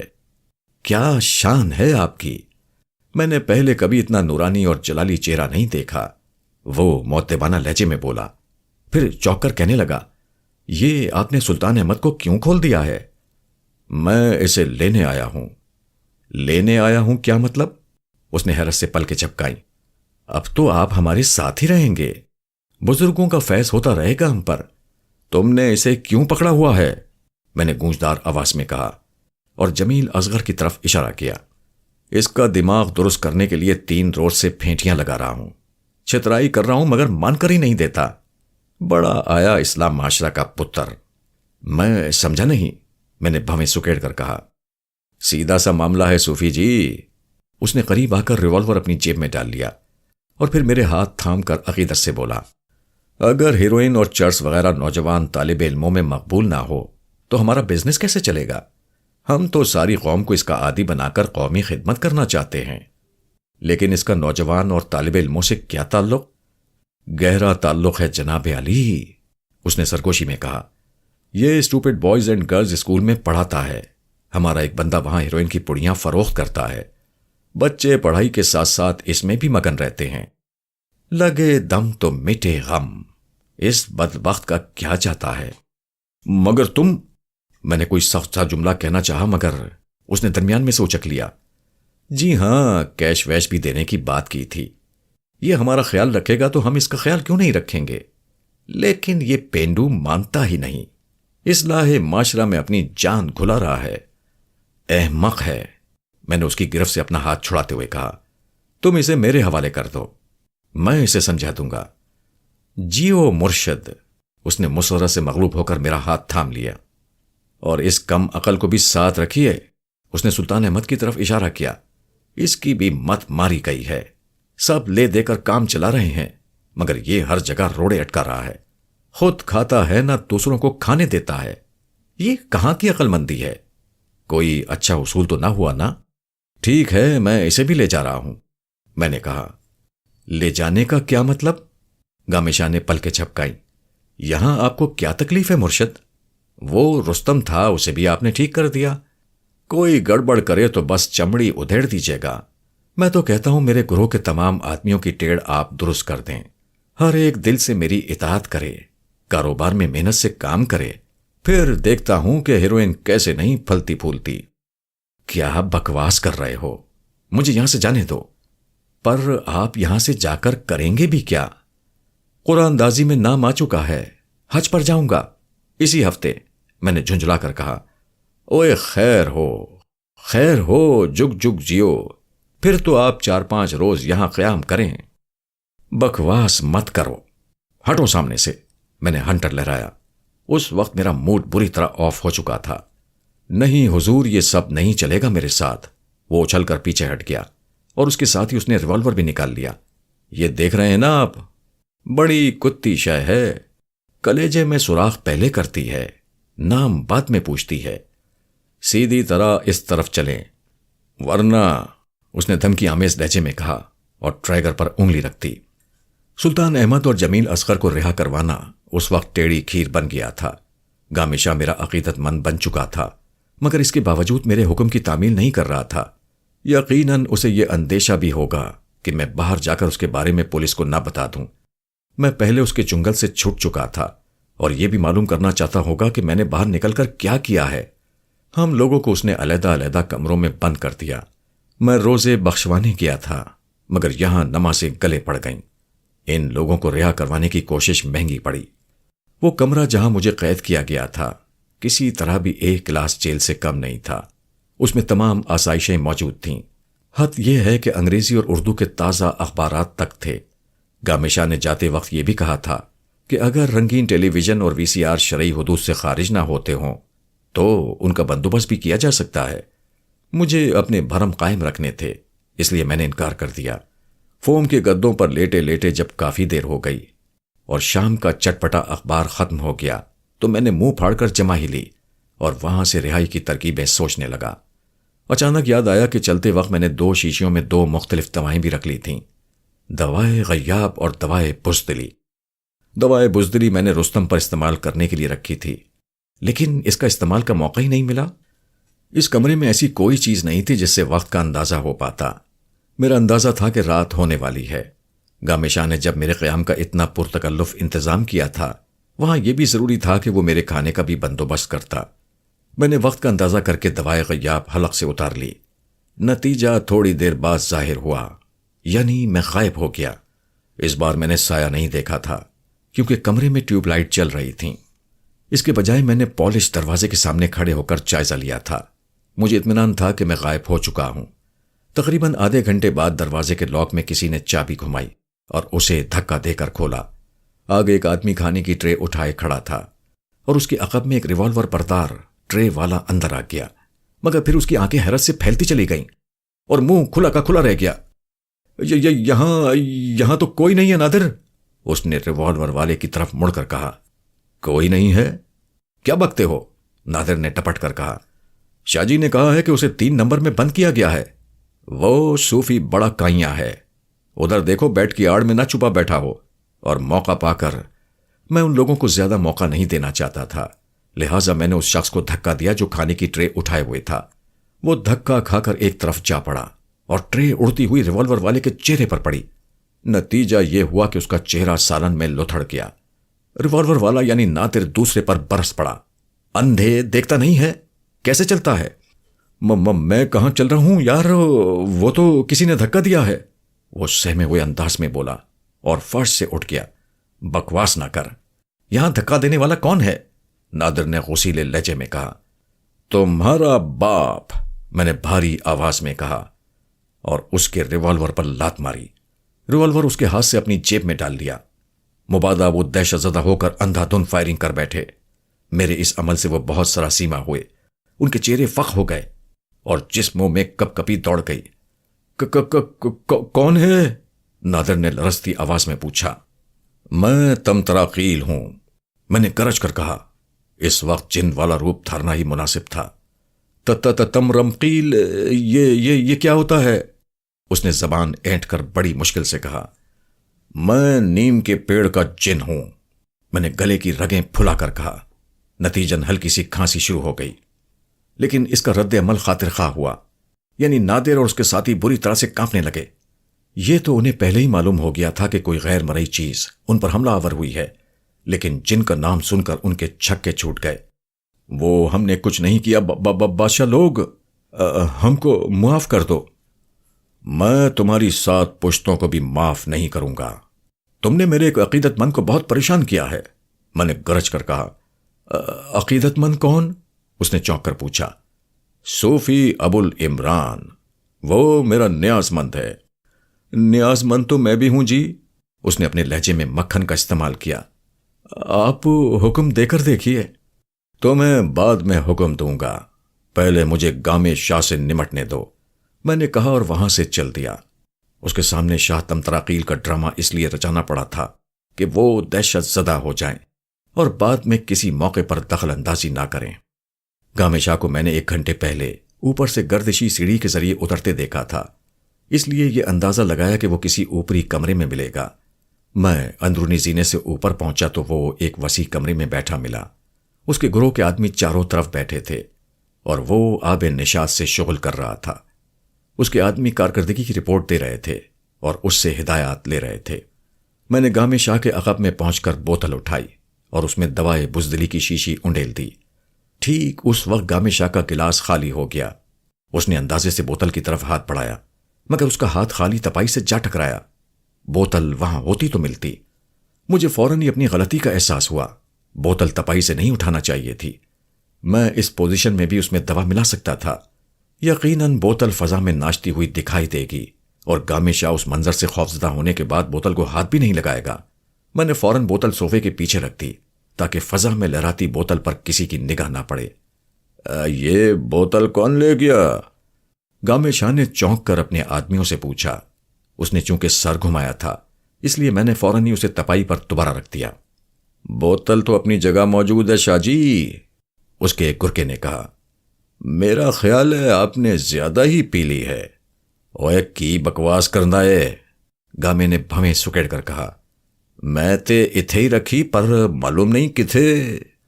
اس نے تپائی کی طرف اشارہ کر کے بتانا چاہا مگر اس کا ہاتھ بوتل سے ٹکرا گیا۔ چند لمحوں کے لیے وہ ہکا بکا رہ گیا اور بوتل کو یوں گھورنے لگا جیسے وہ کوئی غیر مرئی مخلوق ہو۔ پھر آ گئی؟ کمال ہے، یہ کہیں نہیں گئی تھی شاہ جی، اسی گرکے نے کہا۔ بس آپ؟ اوے بس میں کیا؟ گامے شاہ نے اسے گھور کر دیکھا۔ کچھ نہیں جی، میں ہی گدھا ہوں، آپ سے منہ ماری کیے جا رہا ہوں، آپ شغل جاری رکھیں۔ وہ تو رکھوں گا ہی، پر یہ غائب کہاں ہو گئی تھی؟ اس نے بوتل اٹھا کر اپنی آنکھوں کے قریب گھمائی، پھر پیار بھرے لہجے میں بولا، میری لال پری مجھے ہی چکما دیتی ہے۔ اس اندیشے کے پیش نظر کے بوتل دوبارہ غائب نہ ہو جائے، اس نے پانی ملائے بغیر منہ سے لگا کر پینا شروع کر دی۔ ہاں تو تم شروع رہو، اس نے اپنے آدمی سے کہا۔ پھر اس لڑکی کا کیا ہوا؟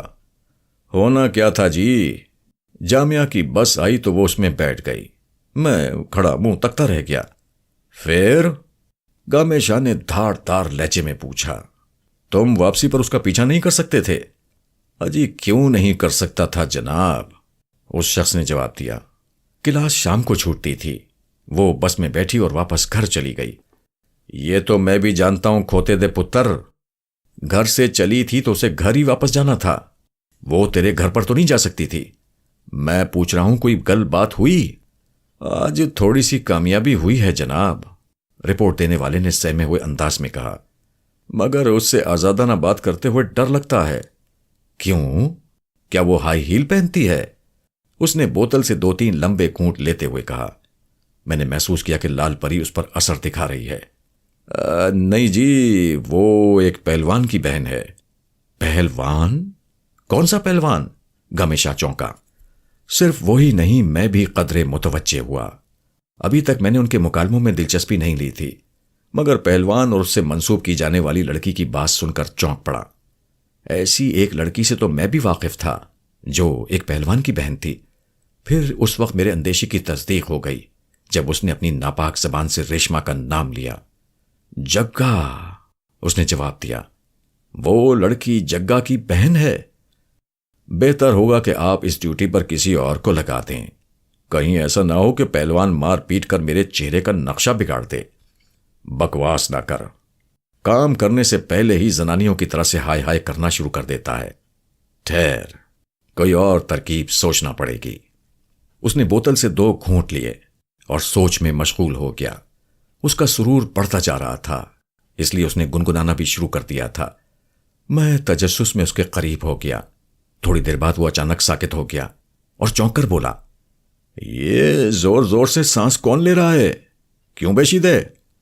نہیں شاہ جی، میں نہیں ہوں، میں نے تو سانس بھی نہیں لی، وہ گھگیایا۔ کوئی نہ کوئی تو ہے، گامے شاہ نے اسے اپنی سرخ سرخ آنکھوں سے گھور کر کہا۔ مجھے اپنی گردن پر محسوس ہو رہا ہے۔ اسی دوران میں نادر ہانپتا کانپتا کمرے میں داخل ہوا۔ اس کے چہرے پر ہوائیاں اڑ رہی تھیں۔ تقریباً یہی حال اس شخص کا بھی تھا جو مجھے کھانا دینے گیا تھا۔ نادر نے اپنا چہرہ صاف کر لیا تھا۔ کیوں؟ کیا بات ہے؟ گامے شاہ نے اس سے پوچھا۔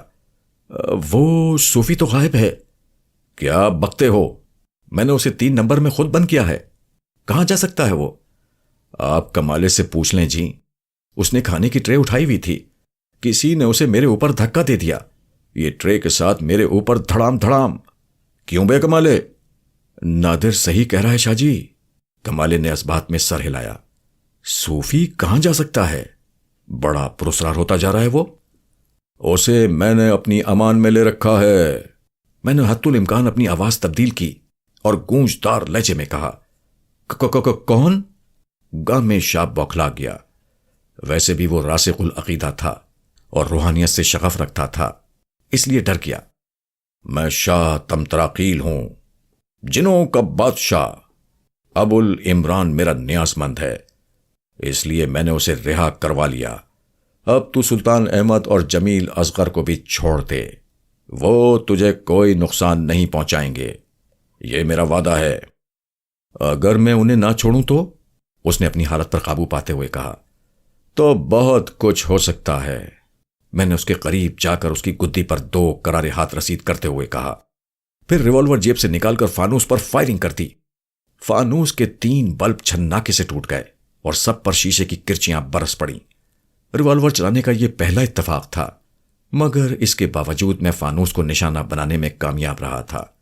گامے شاہ اور اس کے گر کے چیختے ہوئے دور ہو گئے۔ انہیں یقین ہو گیا کہ یہ کوئی آسمانی آفت ہے اور وہ اس کا مقابلہ نہیں کر سکتے۔ گامے شاہ کی حالت دوسروں کے مقابلے میں زیادہ ابتر تھی، کیونکہ دوائے بزدلی نے اپنا اثر دکھانا شروع کر دیا تھا۔ میں چاہتا تو آزاد ہونے کے بعد جمیل اور سلطان کو بھی آزاد کرا دیتا، لیکن ایسی صورت میں گامے شاہ کا کوئی گرکا انہیں فرار ہوتے دیکھ لیتا تو آزار پہنچائے بغیر نہ رہتا۔ ممکن ہے انہیں روکنے کے لیے فائرنگ کر بیٹھتا اور وہ زخمی ہو جاتے۔ لہٰذا بہتر طریقہ یہ تھا کہ وہ لوگ خود ان دونوں کو آزاد کرتے اور احترام سے کوٹھی کے پھاٹک تک چھوڑ آتے۔ یہ گولیاں فانوس کے بجائے تمہارے جسموں میں بھی پیوست ہو سکتی تھیں، میں نے ڈرامائی انداز میں کہا۔ نہیں شاہ تم قریل، گامے شاہ نے تھوک نکلتے ہوئے کہا۔ معاف کیجیے گا، یہی نام ہے نا آپ کا؟ کوئی گستاخی تو نہیں ہوئی اس ناچیز سے؟ میں نے محسوس کیا کہ وہ فوراً سیدھا ہو گیا ہے۔ بہرحال دوائے بزدلی بھی کام کر رہی تھی۔ اس وقت میرا نام اس کے لیے مجسم سارس تھا، جو کہیں سے سیدھا نہیں ہوتا، لہٰذا میں نے اس کی صحیح ادائیگی پر زور نہیں دیا۔ میرا مقصد اس کے بغیر ہی حل ہونے والا تھا۔ ہاں کچھ اسی جیسا ہے، میں نے کہا، مگر تم اس میں وقت ضائع نہیں کرو اور ان لوگوں کو جا کر رہا کر دو، ورنہ چاند نکلنے پر ہمارا جلال بڑھ جاتا ہے۔ اوئے جی سرکار، ابھی لو، اس نے ہاتھ چھوڑتے ہوئے کہا۔ پھر وہ تذبذب میں مبتلا ہو گیا۔ معلوم نہیں میں کہاں کھڑا ہوں اور میری طرف پیٹ کر کے گستاخی کا مرتکب تو نہیں ہو رہا ہے، لہٰذا سہم کر بولا، تسی کس پاسے کھلوتے ہو جناب؟ میری پوزیشن تو صحیح ہے نا؟ دوائے بزدلی کے ساتھ ساتھ آب نشاد بھی اپنا جادو جگا رہا تھا، اس لیے اس کا ذہن گڈ مٹ ہونے لگا۔ وہ کبھی پنجابی میں اور کبھی اردو میں مخاطب ہو رہا تھا۔ میں جانتا تھا کہ اب وہ میرے سحر بلکہ میری دہشت میں مبتلا ہے، اس لیے میری ہدایت پر عمل کر ڈالے گا، لہٰذا مجھے وہاں سے چل دینا چاہیے۔ اس گردشی زینے کو میں پہلے ہی دیکھ چکا تھا جو عمارت کے عقب میں تھا، لہٰذا میں عقبی کمروں کی طرف کیا تو ایک جگہ مجھے وہ زینہ دکھائی دیا۔ میں جلدی جلدی اسے طے کرنے لگا، کیونکہ دوائے غیاب کسی وقت بھی دغا دے سکتی تھی۔ وہی ہوا جس کا اندیشہ تھا۔ آخری زینہ طے کرتے ہی میں ظاہر ہو گیا اور میرا سایہ زمین پر پڑنے لگا۔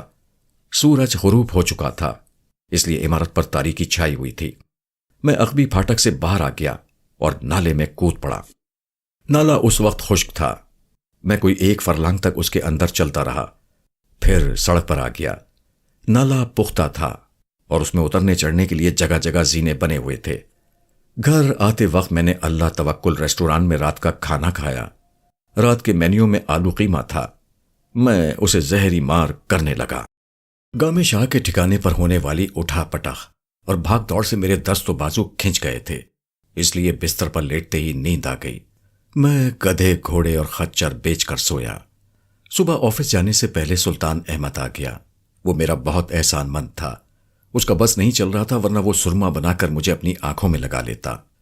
پیر بھائی، مجھے یقین تھا کہ جن بادشاہ آپ کی وجہ سے گامے کے ٹھکانے پر ضرور آئیں گے، وہی ہوا۔ انہوں نے آ کر مجھے رہائی دلوا دی۔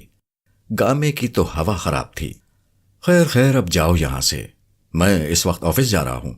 اور ہاں، اب تم گامے کے ٹھکانے پر چھاپا مار کر اسے گرفتار کیوں نہیں کر دیتے؟ مگر کس جرم میں؟ ہیں جرم؟ میں نے کھوپڑی کھجاتے ہوئے کہا۔ تم اس کی حویلی پر چھاپا تو مارو، وہاں سے کچھ نہ کچھ ضرور مل جائے گا۔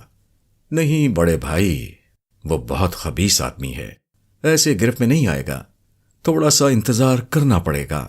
آپ کا تعاون اور شاہ تمترام کا کرم شامل رہا تو میں اسے چونٹی کی طرح رگڑ دوں گا، آپ دیکھتے رہیے۔ میں اسے جان چھڑا کر بس اسٹاپ کی طرف چل پڑا۔ بس جلدی آ گئی۔ میں اس میں بیٹھ کر نشتر روڈ پر اترا، پھر وہاں سے پیدل آفس کی طرف چل پڑا۔ دراصل آفس کے قریب کوئی بک اسٹال نہیں تھا، اس لیے اخبار لینے کے لیے مجھے ایک اسٹاپ پہلے اترنا پڑا تھا۔ میں اخبار کی سرخیوں پر سرسری نگاہ ڈالتا ہوا آفس کی طرف جا رہا تھا کہ کسی نے دائیں جانب سے آواز لگائی، دیتا جا دیالو، مجھے کچھ دیتا جا، دونوں جہاں میں سکھ پائے گا۔ میں نے اخبار سے نگاہ اٹھا کر دیکھا۔ وہی بزنس مین فقیر تھا جس نے ایک روز پہلے میری رحم دلی کا ناجائز فائدہ اٹھا کر میرے کپڑے لے لیے تھے۔ دیتا جا دیالو، میرے پاس پہننے کو کپڑا نہیں ہے، اس نے گھگیا کر کہا۔ معلوم نہیں وہ مجھے پہچان بھی سکا تھا یا نہیں، یا پھر میرے جذبہ رحم دلی کو ابھار کر آج پھر کپڑے لینا چاہتا تھا۔ فی الوقت تو تمہاری خدمت کے لیے میرے پاس کچھ نہیں ہے، شام کو یہاں پہنچ جانا۔ میں نے اخبار کا ایک کونا پھاڑ کر اس پر سلطان احمد کا پتہ لکھتے ہوئے کہا۔ ارادہ تھا کہ سلطان کو فون کر کے اس کے بارے میں ہدایت دے دوں گا اور کہہ دوں گا کہ اسے الٹا لٹکا کر اچھی طرح خدمت کرے، کھایا پیا اگلوائے۔ ٹھیک ہے دیالو، میں ضرور آؤں گا۔ میں آفس میں داخل ہوا تو سب کی مسکراتی نگاہیں مجھ پر پڑی، مگر میں نے سوچ لیا تھا کہ آج کسی کو محسوس ہونے کا موقع نہیں دوں گا۔ اس روز زیادہ کام بھی نہیں تھا، بس چند فائلیں ہی کھسکانا پڑی۔ تاہم دوپہر تک مستعدی سے بیٹھنا پڑا، کیونکہ میری دیانتداری کے مظاہرے کے بعد اشتیاق صاحب کا حکم تھا کہ کوئی بھی وقت سے پہلے اپنی سیٹ سے نہیں ہلے گا، کسی کو چائے کے لیے بھی اٹھنے کی اجازت نہیں تھی۔ دوپہر کو یاسین کے ساتھ آفس سے نکلا تو اس نے کھانے کے بعد فلم دیکھنے کا پروگرام بنا لیا۔ رنگ محل میں ڈاکو کی لڑکی چل رہی تھی، اس میں ایک کتے کا کام بہت اچھا تھا اور فلم دیکھنے کی وجہ وہی بنا تھا۔ واپسی پر 6 بج گئے۔ یاسین کا گھر حالانکہ مختلف سمت میں تھا، مگر اس نے مجھے اپنی موٹر سائیکل پر گھر چھوڑنے کی پیشکش کی، جو ظاہر ہے کہ میں نے بلا شکریہ کے قبول کر لی۔ یاسین نے مین روڈ سے چلنے کے بجائے چھوٹی سڑکوں کو ترجیح دی، اس طرح راستہ سمٹ جاتا۔ جب اس نے ٹیپو شہید روڈ کا چوراہا کراس کر کے موٹر سائیکل بائیں جانب موڑی تو ایک بس راستہ روکے دکھائی دی۔ اگر یاسین نے فوراً ہی بریک نہ لگائے ہوتے تو موٹر سائیکل اس بس سے ٹکرا جاتی۔ بس تقریباً موڑ پر ہی کھڑی تھی اور اس میں سے طالبات اتر رہی تھیں۔ وہ سب کتابوں سے لدھی پھندی تھیں اور ان کے چہروں سے پریشانی عیاں تھی۔ یاسین نے موٹر سائیکل کترا کر نکالنا چاہی تو بس ڈرائیور نے بتایا کہ سڑک پر دور تک کیلیں پڑی ہیں، جس کی وجہ سے بس کے ٹائر پنکچر ہو چکے ہیں، لہٰذا بہتر ہوگا کہ ہم کسی اور راستے سے چلے جائیں، ورنہ ہم کو اپنی موٹر سائیکل کاندھے پر لاد کر لے جانا پڑے گی۔ یاسین نے سر ہلا کر موٹر سائیکل موڑی۔ اس دوران میں بس سے کافی لڑکیاں اتر چکی تھیں، انہی میں مجھے ریشما کی جھلک بھی دکھائی دی۔ جگا کی بہن ریشما، وہی جو میرے دل و دماغ اور احساسات پر قابض تھی، وہی جسے قدرت نے مکمل فرصت میں میرے اور صرف میرے لیے بنایا تھا، جو میری نیندوں میں نقب لگا کر خوابوں میں چلی آئی تھی۔ مجھے یہیں اتار دو، میں نے یاسین سے کہا۔ کیوں؟ وہ چونکا۔ کیا سڑک سے کیلے چنو گے؟ نہیں یار، وہ دوسری بات ہے، میں نے سرسری انداز میں اسے بتایا۔ دوسری بات؟ اس نے موٹر سائیکل روک کر میری طرف استفہامیہ انداز سے دیکھا۔ کیا تمہارے یہاں اترنے سے بین الاقوامی سیاست پر خوشگوار اثرات رونما ہوں گے؟ نہیں، وہ ادھر، میں نے ناچار کالج بس کی طرف اشارہ کیا۔ او اچھا، یہ، اس نے جذبات سے مغلوب ہو کر میرا ہاتھ بھینچا۔ ان میں سے کون سی ہے؟ وہ سفید سویٹر والی۔ ہشت، وہ بھی کوئی لڑکی ہے؟ یاسین نے ناگواری سے کہا۔ پھر اس نے لڑکیوں کے ہجوم پر نگاہ دوڑاتے ہوئے میرے کندھے پر ہاتھ رکھا اور سرگوشی میں بولا، میری مانو تو سفید جمپر والی کو متوجہ کرنے کی کوشش کرو، کسی بڑے گھر کی دکھائی دیتی ہے۔ نہیں یار، معاف کرنا، وہ نہیں تھی، میں نے بوکھلا کر کہا، کیونکہ ریشما نے گلابی پھولدار جوڑا پہن رکھا تھا اور اسی مناسبت سے سویٹر استعمال کیا تھا۔ تو پھر؟ وہ گلابی جوڑے والی، وہ بھی مناسب رہے گی۔ اس نے میرے انتخاب پر اطمینان کا اظہار کیا، لیکن بہتر ہوتا کہ تم پہلے لڑکیوں کو دیکھ لیتے۔ کیا مطلب؟ ممکن ہے اس کے بعد کوئی اور اچھی لڑکی نکل آئے اور تمہیں عجلت میں کیے گئے فیصلے پر ندامت ہو۔ بکواس بند کرو راسپوتین کے چچا، میں نے بھویں ٹیڑھی کر کے کہا۔ اس کا نام ریشما ہے اور میں اس کے لیے گزشتہ 2.5 مہینے میں آہیں بھر رہا ہوں۔ اوف اوف، کہاں رہتی ہے یہ بدنصیب؟ یاسین نے فاتحہ پڑھنے والے انداز میں کہا۔ وہ کہاں، بدنصیب تو میں ہوں، میں نے گلوگیر آواز میں کہا۔ کیوں؟ خیریت؟ کیا کسی تھانے دار کی بہن ہے؟ نہیں، پہلوان کی۔ اورے مارے گئے تب تو، وہ سہمے ہوئے انداز میں بولا۔ ایک بار مار بھی کھا چکا ہوں۔ کس سے؟ لڑکی سے؟ بڑے خوش قسمت ہو یار۔ ہائے، گلابی نازک ہاتھوں میں چمکیلی پاپوش، وہ جھومنے لگا۔ لڑکی سے نہیں، اس کے بھائی سے، میں نے اس کی خوش فہمی دور کی۔ ابے نہیں، مچھر کی اولاد، تیرا تو پراٹھا بن گیا ہوگا۔ ہاں، تم میں ہمت ہے تو قسمت آزما کر دیکھ لو، میں نے اسے ٹھوکا دے کر کہا۔ رازداں کے رقیب بننے پر مجھے کوئی اعتراض نہیں ہوگا، لیکن سر پر توا باندھ کر گھومنا پڑے گا، اور سرے بازار یہ کچھ اچھا نہیں معلوم ہوتا۔ بخشو میاں، بلے، ہم اسی سرخ جمپر والی کے ساتھ صحیح ہیں۔ اس نے اپنی موٹر سائیکل سٹارٹ کی اور مجھے وہیں چھوڑ کر سفید جمپر والی کے پیچھے چلا گیا، شاید اس بڑے گھر والی کو متوجہ کر کے اور اپنی قسمت کا دھارا بدلنا چاہتا تھا۔ ریشما اور دوسری لڑکیوں کے لیے اب گھر جانے کا مسئلہ تھا اور انہیں بس یا رکشا کرنے کے لیے بس اسٹاپ کی طرف جانا تھا، جبکہ بس اسٹاپ وہاں سے کافی دور تھا اور راستہ سنسان تھا۔ وہاں کوارٹروں کی 2 رویا قطاریں تھیں، مگر آگے جا کر ایک میدان بھی پڑتا تھا۔ لڑکیوں نے اپنے تحفظ کے پیش نظر 2-2 3-3 کے گروپ بنا لیے تھے۔ ریشما کے تعاقب میں روانہ ہونے سے قبل کئی بار جگہ کا سراپا میرے تصور میں کل بلایا، مگر میں نے کوشش کر کے اسے جھٹک دیا۔ ابھی میں نے ریشما کے تعاقب میں گلی طے ہی کی تھی کہ احساس ہوا کہ 2 آدمی اور بھی تعاقب میں آ رہے ہیں۔ اس سے پہلے وہ ایک پرچون کی دکان پر کھڑے سگریٹ پی رہے تھے اور دکاندار سے موسم پر تبصرہ کرتے دکھائی دیے تھے۔ شاید میں عام سا راہگیر سمجھ کر نظر انداز کر دیتا، لیکن اس وقت میرے دل میں بدگمانی کی ایک لہر سی پیدا ہوئی جب میں نے ان میں سے ایک کو پہچان لیا۔ وہ کمالے تھا، گامے شاہ کا گرکا، وہی کمالے جس کو غائب ہو کر میں نے تھوڑا سا پریشان کیا تھا۔ میرا قیاس تھا کہ دوسرا آدمی بھی گامے شاہ کا گروہ سے وابستہ ہوگا۔ اگر وہ اس علاقے میں آلو پیاز خریدنے آئے تھے تو کوئی بات نہیں، لیکن گامے شاہ کی ہدایت کے مطابق ریشما کا تعاقب کر رہے تھے تو مجھے محتاط رہنا چاہیے تھا۔ کمالے نے ابھی تک مجھے نہیں دیکھا تھا، دیکھ بھی لیتا تو کیا ہوتا، وہ مجھے خاطر میں کیوں لاتا؟ اس نے تو رستم کے ہاتھوں میری درگت بنتے دیکھی تھی۔ میں اس کے لیے کوئی ہوا تھوڑا ہی تھا کہ وہ مجھ سے مروب ہو جاتا۔ ہمارے تعاقب میں دیکھ کر لڑکیوں پر کیا اثر ہوگا، اس کا اندازہ ہر شخص لگا سکتا تھا۔ ریشما کے لیے میرے دل میں سفلی جذبات نہیں تھے، مگر یہ بات میری پیشانی پر تو رقم نہیں تھی۔ وہ اس وقت 3 افراد کو اپنے تعاقب میں دیکھ کر دہشت کھا رہی ہوگی۔ اس گلی کے اختتام پر میں نے ریشما کو ٹھہرتے دیکھا۔ دوسری لڑکیاں بھی اس کے ساتھ ٹھہر گئی تھیں۔ دوری کے باوجود میں نے اسے پرس سے ایک چھوٹی سی شیشی نکال کر حلق میں کچھ اونڈیلتے دیکھا۔ خالی شیشی اس نے پرس میں رکھ لی اور پھر چل پڑی۔ مکان شروع ہونے سے پہلے دونوں لڑکیاں ایک مکان میں گھس گئیں۔ شاید ان کی منزل مقصود وہی تھی۔ دوسری لڑکیوں کے گروپ دائیں بائیں مڑ چکے تھے یا پھر آگے نکل چکے تھے۔ وہ اب تنہا تھی۔ میدان شروع ہوتے ہی اس نے اپنے قدم تیز کر دیے۔ نتیجہ یہ ہوا کہ کمالے اور اس کا ساتھی بھی تیز چلنے لگے۔ میں ان سب سے پیچھے تھا اور ادھیڑ بن میں مبتلا تھا کہ اگر دونوں کوئی حرکت کر گزرے تو میں کیا کروں گا۔ اس پھر میں دماغ بھر کی بنا رہا اور ریشما میدان کے وسط میں پہنچ گئی۔ دفتن دور کہیں سے ایک کار دھیمی رفتار سے میدان کے دوسرے سرے پر نمودار ہوئی اور بتدریج وسطی حصے کی طرف بڑھنے لگی۔ اس کار سے ان دونوں کا شاید کوئی خاص ربط تھا، اس لیے کہ اسے دیکھتے ہی دونوں نے اپنے قدموں کی رفتار تیز کی اور ریشما کے برابر پہنچ گئے۔ میرے جسم میں سنسنی کی ایک لہر دوڑ گئی۔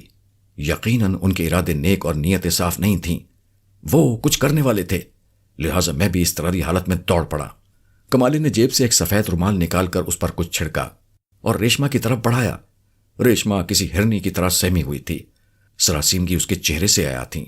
اس نے خود کو کمالے سے بچانے کے لیے جھکائی تھی، لیکن اس کوشش میں اسے ٹھوکر لگی اور وہ گر پڑی۔ کتابیں اس کے ہاتھ سے چھوٹ کر دور تک بکھرتی چلی گئیں۔ کمالے نے ایک مکروہ سا قہقہ لگا کر اپنے کثیف دانتوں کی نمائش کی اور بولا، بچ کر کہاں جاؤ گی؟ پھر وہ دونوں اس انداز میں جھکے جیسے اسے گرفت میں لینا چاہتے ہوں۔ سامنے سے آنے والی کار اب بے حد قریب آ گئی تھی۔ کمالے نے ریشما کی طرف ہاتھ بڑھایا۔ میں تیزی سے آگے بڑھا، مگر اسی وقت ایک حیرت انگیز بات ہوئی کہ ریشما اچانک غائب ہو گئی۔ میں اپنی جگہ ٹھٹک کر رہ گیا۔ پھر ایک لمحے کے لیے تو مجھے اپنی اور ریشما کی 2 طرفہ محبت کا یقین آ گیا۔ یقیناً وہ بھی مجھ پر جان چھڑکتی تھی، ورنہ میری دوائے غیاب کا اس پر اثر کیوں ہوتا؟ اس کے ساتھ ہی مجھے اپنی کلائی میں تکلیف محسوس ہونے لگی۔ یہ بھی محبت کا کرشمہ تھا۔ کمالے نے اس کی کلائی دبوچی تھی اور تکلیف مجھے ہو رہی تھی۔ محبت کس قدر عظیم جذبہ ہے۔ میں سرشار سا ہو گیا، لیکن پھر میں چونک پڑا اور اس کے ساتھ ہی میرے ہاتھوں کے طوطے اڑ گئے۔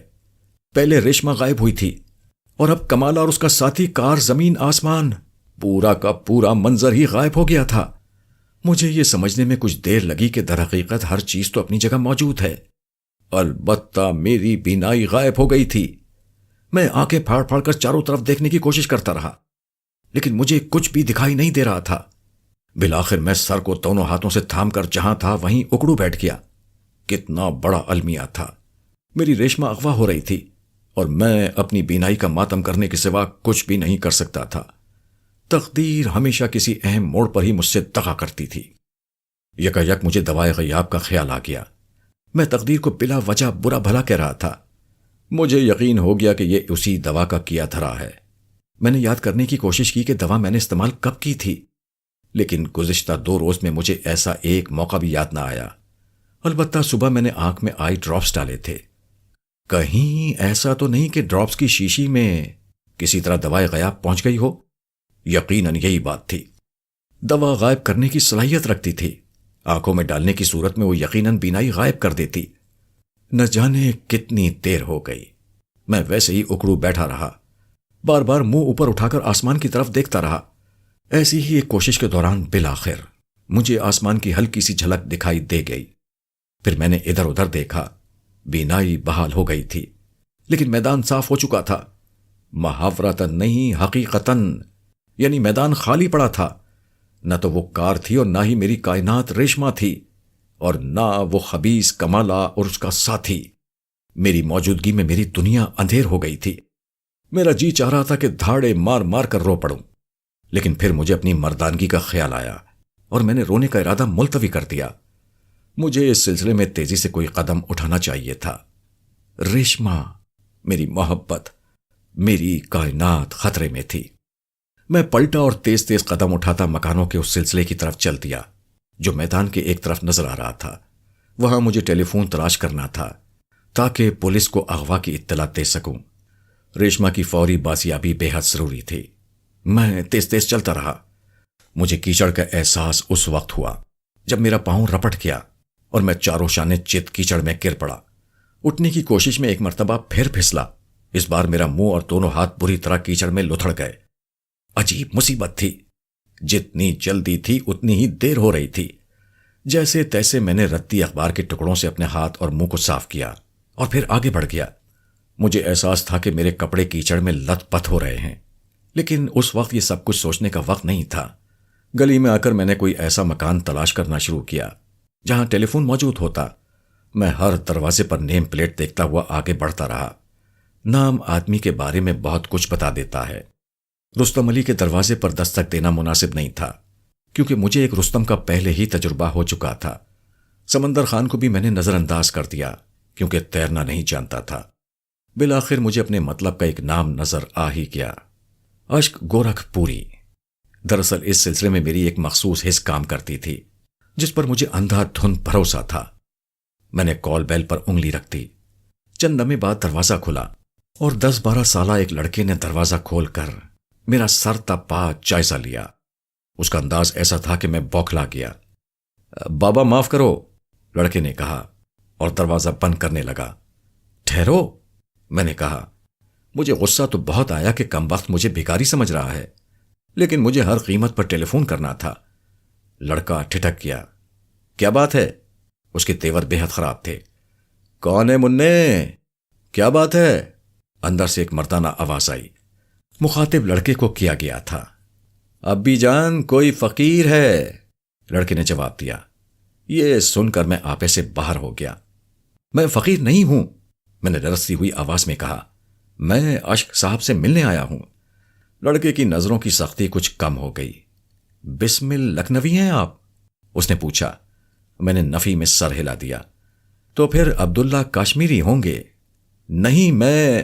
او اچھا، پھر آپ یقیناً انجمن نظام بہمی کے دفتر سے۔ ارے منّے، اندر سے وہی آواز سنائی تھی، لہجے میں سختی تھی۔ تفتیش کیے جا رہا ہے، تجھے میں ڈاکٹر بنانا چاہتا ہوں اور تو سوراخ رساں بننے کے در پہ ہے۔ کہہ کیوں نہیں دیتا کہ میں گھر پر نہیں ہوں؟ جی ابی جان گھر پر نہیں ہے، لڑکے نے ہکلا کر انکشاف کیا۔ ٹھیک ہے، میں نے بآواز بلند کہا، میں جا کر آپ بریلوی کا انٹرویو کر لیتا ہوں۔ ارے منّے، او مردود، اندر سے حسب توفیق پکارا گیا۔ ارے انہیں جلدی سے بڑی عزت کے ساتھ اندر لے آ۔ نہ معقول، اگر ان کی شان میں کوئی گستاخی ہوئی ہو تو کھال اتار دوں گا تیری۔ لڑکے کے چہرے کے تاثرات یک لخت تبدیل ہو گئے۔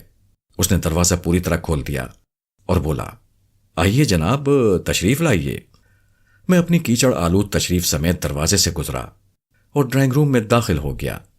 سب سے پہلے میں نے ٹیلی فون انسٹرومنٹ کو دیکھا، اطمینان کا سانس لیا جو صوفے کے ساتھ ایک تپائی پر رکھا ہوا تھا۔ پھر میری نگاہ اس عجوبے پر پڑی جو گاؤ تکیے سے ٹیک لگائے بیٹھا تھا۔ کھڑکی کے ساتھ ایک بڑا سا تخت بچھا ہوا تھا جس پر چاندنی بچھی ہوئی تھی، اور قطار اندر قطار 3 گاؤ تکیے رکھے تھے۔ انہی میں سے ایک کے ساتھ ٹیک لگائے وہ صاحب بیٹھے تھے۔ ان کا قد بمشکل 5 فٹ رہا ہوگا، اور چوڑائی اللہ جھوٹ نہ بلوائے کم از کم 2 فٹ ہوگی۔ وہ ویسے بھی گول ہی ہوں گے، لیکن بیٹھے ہوئے تو گول مٹولی لگ رہے تھے۔ آپ ہی اشک صاحب ہیں؟ میں نے بوکلا کر پوچھا۔ ویسے مجھے ان کے اشک ہونے میں کوئی شبہ نہیں تھا۔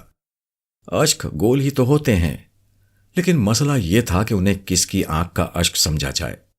ہاتھی کو میں جانوروں کی دنیا کا بر اعظم ایشیا قرار دیتا ہوں، لیکن دشواری یہ ہے کہ اس کی آنکھیں رقبے کے اعتبار سے چیچوں کی ملیا کے ریلوے اسٹیشن سے بھی چھوٹی ہوتی ہیں۔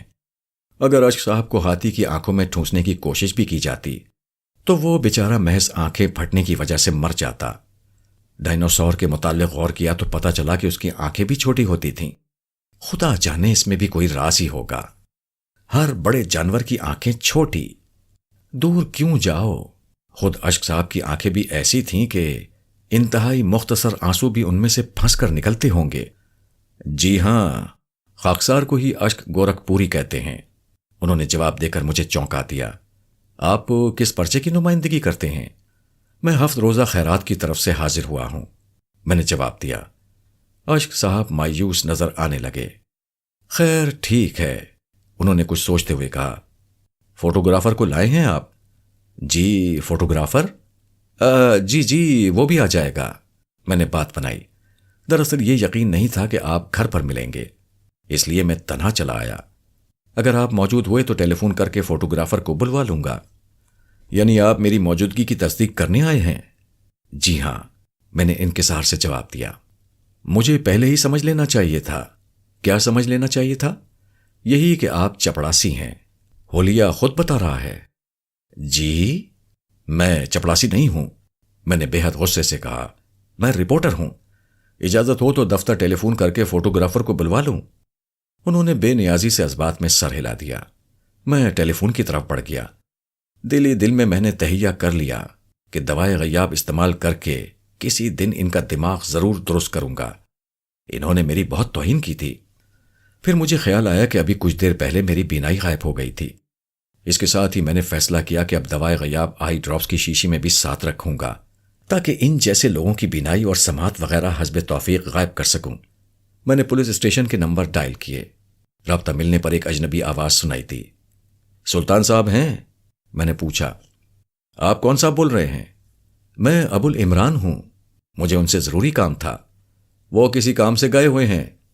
دوسری طرف سے رابطہ منقطع ہو گیا، لیکن میں ریسیور لیے کھڑا رہا۔ فوٹوگرافر کو بھیج دیجئے، میں نے کہا، اور پھر کچھ سننے کی اداکاری کرتے ہوئے مزید کہا، اچھا ٹھیک ہے، پھر کبھی صحیح۔ یہ کہہ کر میں نے ریسیور رکھ دیا۔ اشک صاحب نے سوالیہ نگاہوں سے میری طرف دیکھا۔ ہمارے فوٹوگرافر کو ایک کتے نے کاٹ لیا ہے۔ اشک صاحب بے حد مایوس نظر آنے لگے۔ لیکن آپ فکر نہ کریں، میں کل کسی اور فوٹوگرافر کو لے آؤں گا۔ میں نے ان کی اشک شوئی کی۔ ضرور تشریف لائیے گا، ان کے لہجے میں بےتابی تھی۔ ہاں، اور میری باتوں کو مائن نہ کیجیے گا، غلط فہمی ہو ہی جاتی ہے۔ میں پھر چڑھ گیا۔ جی ہاں، میں بھی آپ کو پہلی نظر میں مزاحیہ شاعر توپ چوکتوری سمجھا تھا۔ ان کے چہرے پر زلزلے کے آثار نظر آئے۔ میں دل میں خوش ہوتا ہوا دروازے کی طرف بڑھ گیا۔ ارے ٹھہریے، میں نے آپ کو چائے وائے کو تو پوچھا ہی نہیں، انہوں نے پکارا۔ جلدی سے پوچھ لیجئے، میں نے کہا۔ مجھے بہت جلدی ہے۔ آپ چائے پئیں گے؟ انہوں نے پوچھا۔ نہیں شکریہ، میں نے جواب دیا۔ پھر کبھی صحیح، یہ کہہ کر میں دروازے سے نکل آیا۔ اب میرا رخ بس اسٹاپ کی طرف تھا۔ مجھے جلد از جلد سلطان کو ریشمہ کے اغوا کی اطلاع دینا تھی۔ بس اسٹاپ پر میں بس کے انتظار میں کھڑا ہو گیا۔ بس آئی، اس میں رش بہت تھا، لیکن میں کسی نہ کسی طرح چڑھ ہی گیا۔ خوش قسمتی سے جہاں میں کھڑا تھا وہیں ایک نشست خالی ہو گئی اور مجھے بیٹھنے کا موقع مل گیا۔ اگلے اسٹاپ پر ایک بام بیچنے والا بس پر چڑھا اور اس نے فوراً ہی لچے دار تقریر شروع کر دی۔ حضرات، میں آپ کی خدمت میں 15 سال سے آشوب چشم بام پیش کرتا آیا ہوں۔ سر میں درد ہو ذرا سا بام اپنے پپوٹوں پر لگائیے، انشاءاللہ درد پانی بن کر بہہ جائے گا۔ نزلہ زکام 2 منٹ میں کھینچ کر رکھ دے گا۔ یہ بام ہر میڈیکل سٹور پر 2 روپے کا ملتا ہے۔ لیکن میں کمپنی کی مشہوری اور آپ کی فلاح و بہبود کی خاطر صرف 1.5 روپے کا دیتا ہوں. آزمائش شرط ہے، لیکن پہلے میں آپ کو تجربہ کر کے دکھاتا ہوں. یہ کہہ کر اس نے ادھر ادھر دیکھا. میں نے بس کی کھڑکی سے باہر جھانکا. مجھے اگلے سٹاپ پر اترنا تھا. پھر میں بام بیچنے والے کی طرف متوجہ ہو گیا. وہ بھی میری طرف متوجہ تھا. اس نے بام کی شیشی کھولی اور انگلی پر تھوڑا سا بام لگایا. پھر اس نے شیشی بند کر دی. ہاں تو حضرات، میں جھوٹا نہیں ہوں. 15 سال سے ان بسوں میں بام بیچ رہا ہوں. آزمائش شرط ہے. ان صاحب کی طرف دیکھیے. اس نے میری طرف اشارہ کیا اور میرے قریب آ گیا. یہ زکام اور سر درد کے دائمی مریض ہیں. ابھی میں ان کے بام لگاؤں گا تو آپ دیکھیں گے کہ درد پانی کی طرح بہہ جائے گا. میں تردید کرنا چاہتا تھا، لیکن اس نے نہایت پھرتی سے آگے بڑھ کر میری آنکھوں کے پپوٹوں پر بام مل دیا.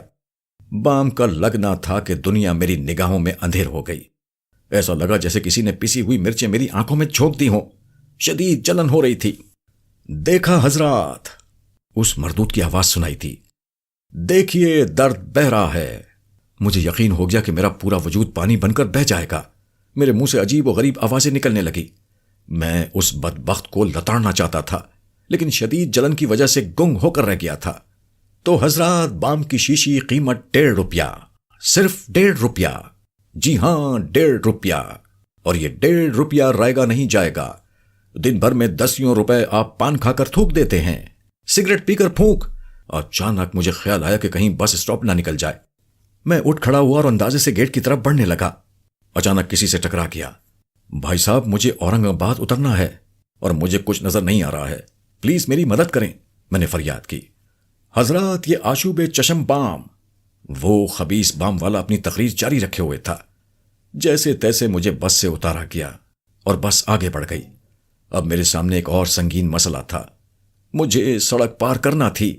ادھر آنکھوں کا یہ حال تھا کہ لگتا تھا کہ پانی بن کر بہہ جائیں گی. مجھے کچھ بھی دکھائی نہیں دے رہا تھا. حد نظر تک پانی ہی پانی تھا. ایسا لگتا تھا کہ میں کسی سمندر میں ڈوبا ہوا ہوں. جلدی نہ ہوتی تو میں اطمینان سے رک کر بینائی بحال ہونے کا انتظار کرتا. پھر مجھے قدموں کی آہٹ سنائی تھی جو میری طرف بڑھ رہی تھی. جیسے ہی آہٹ قریب پہنچی، میں نے ہاتھ بڑھایا. اتفاق سے میرے ہاتھ میں کسی کا ہاتھ آ گیا. بھائی، مہربانی کر کے مجھے سڑک پار کروا دو، میں نے گڑ گڑا کر کہا. بھائی مرکو کو، کسی نے پوپلے منہ سے کہا اور ساتھ ہی میری کمر پر ڈنڈا پڑا. مجھ انگے کا مذاق اڑاتا ہے.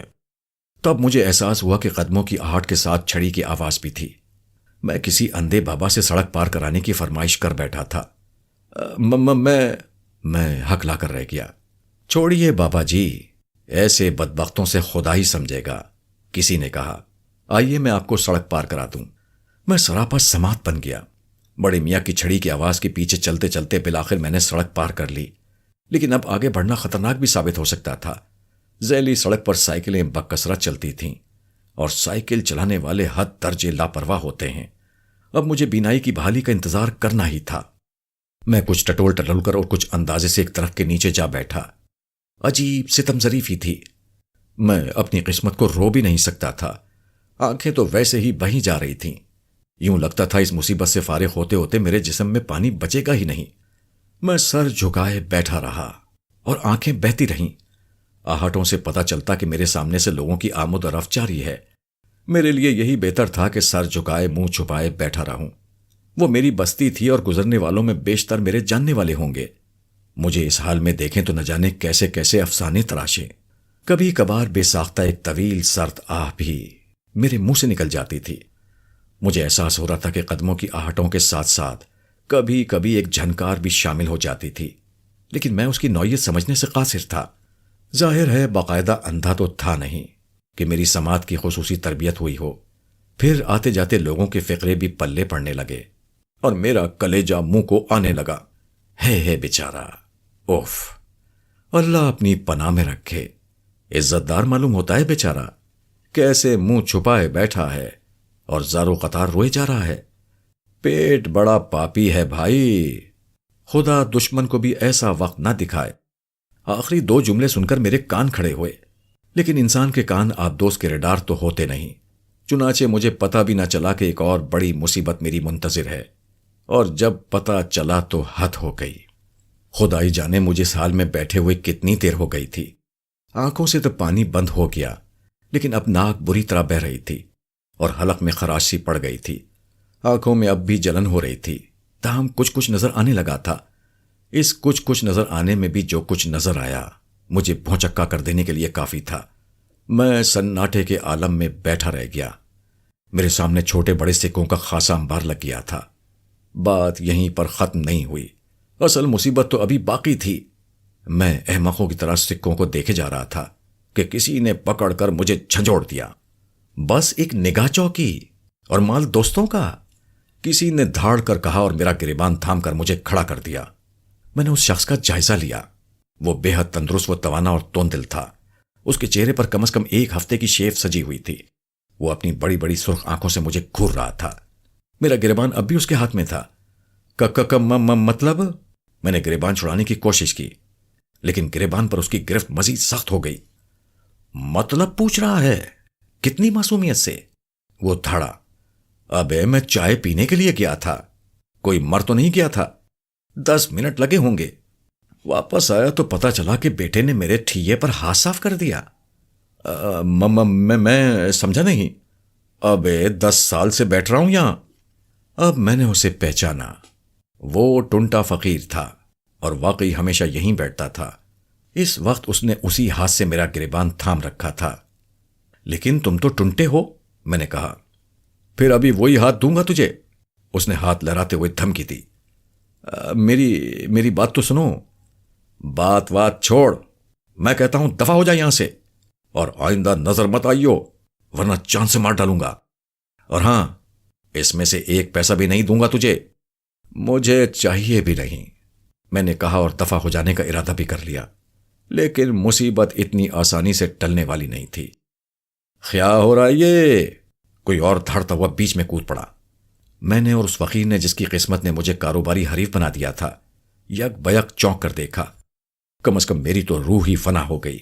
ایک پولیس والا ہماری طرف پڑا، ساتھ ہی میں نے ان لوگوں کو دیکھا جو پان کی دکان پر کھڑے تماشا دیکھ رہے تھے۔ ان میں کئی شناسا چہرے بھی تھے۔ وہ سنتری بادشاہ، یہ شخص یہاں کھڑا بھیک مانگ رہا تھا، ٹنٹے فقیر نے شکایت کی۔ نہیں جی میں نے کہنا چاہا، لیکن ٹنٹے فقیر نے میری بات کاٹ دی۔ سنتری جی، یہ ثبوت دیکھ لیجئے، اس نے سکوں کی طرف اشارہ کیا۔ پر یہ تو تیرا ٹھکانہ ہے دینو۔ ہاں سنتری بادشاہ، فقیر نے کہا۔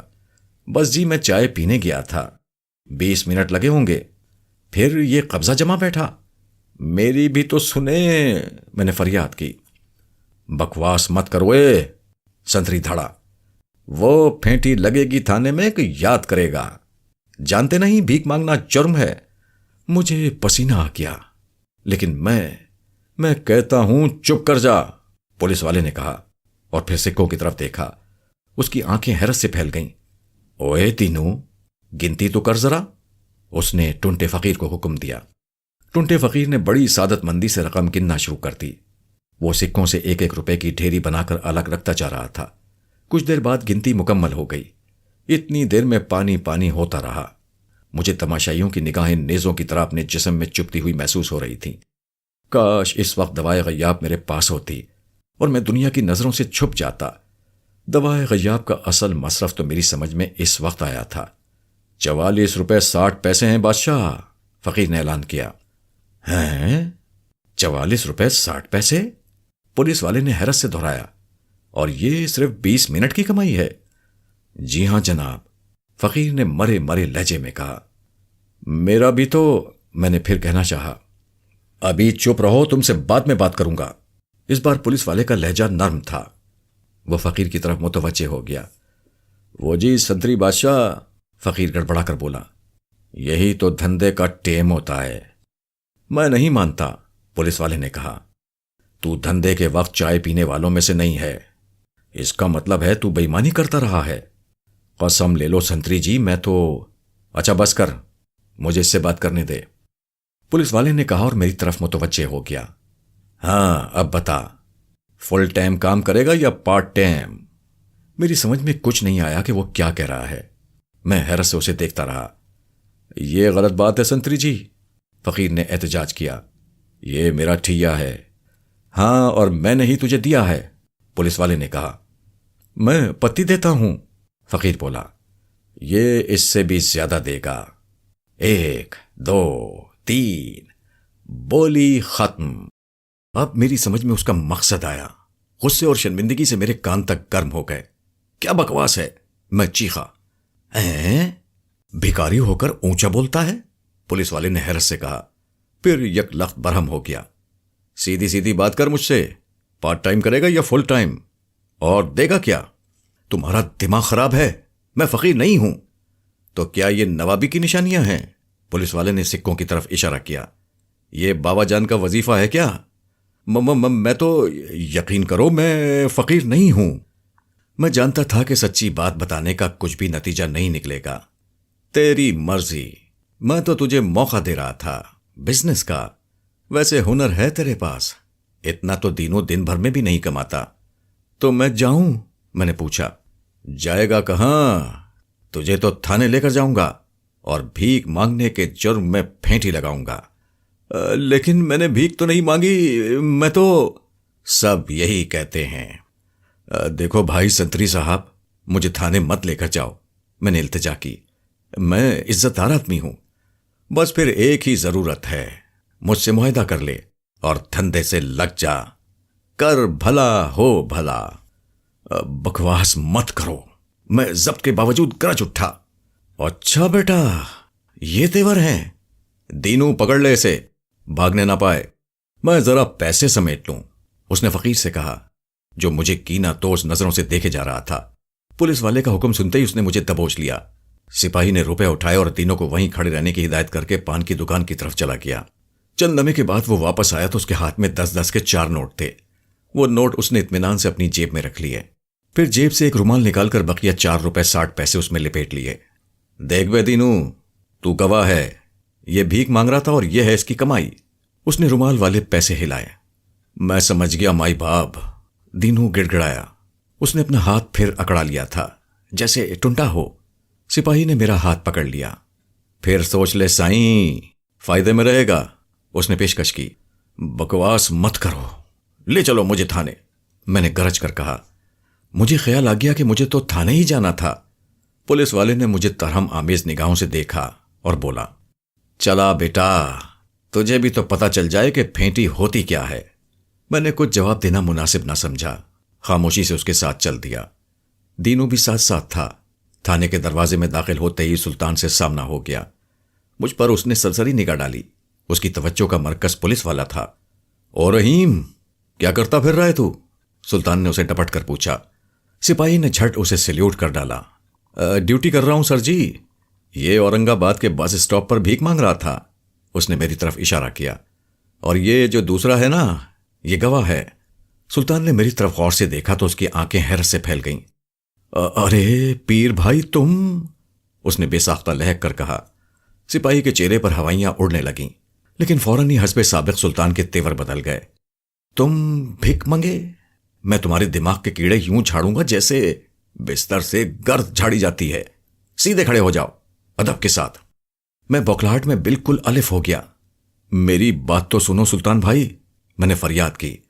انہیں غلط فہمی ہو گئی ہے۔ بس خاموش ہو جاؤ، ابھی ساری غلط فہمی دور ہو جائے گی۔ وہ دھاڑا، اندر لے چلو انہیں۔ وہ آگے آگے چلا گیا۔ رحیم نامی وہ سپاہی مجھے دھکیلتا ہوا سلطان کے کمرے میں لے گیا۔ ہاں اب سناؤ کیا قصہ ہے، سلطان نے اپنی آرام دہ کرسی پر ڈھیر ہوتے ہوئے کہا۔ سپاہی نے اپنا آنکھوں دیکھا افسانہ نمک مرچ لگا کر بیان کر دیا۔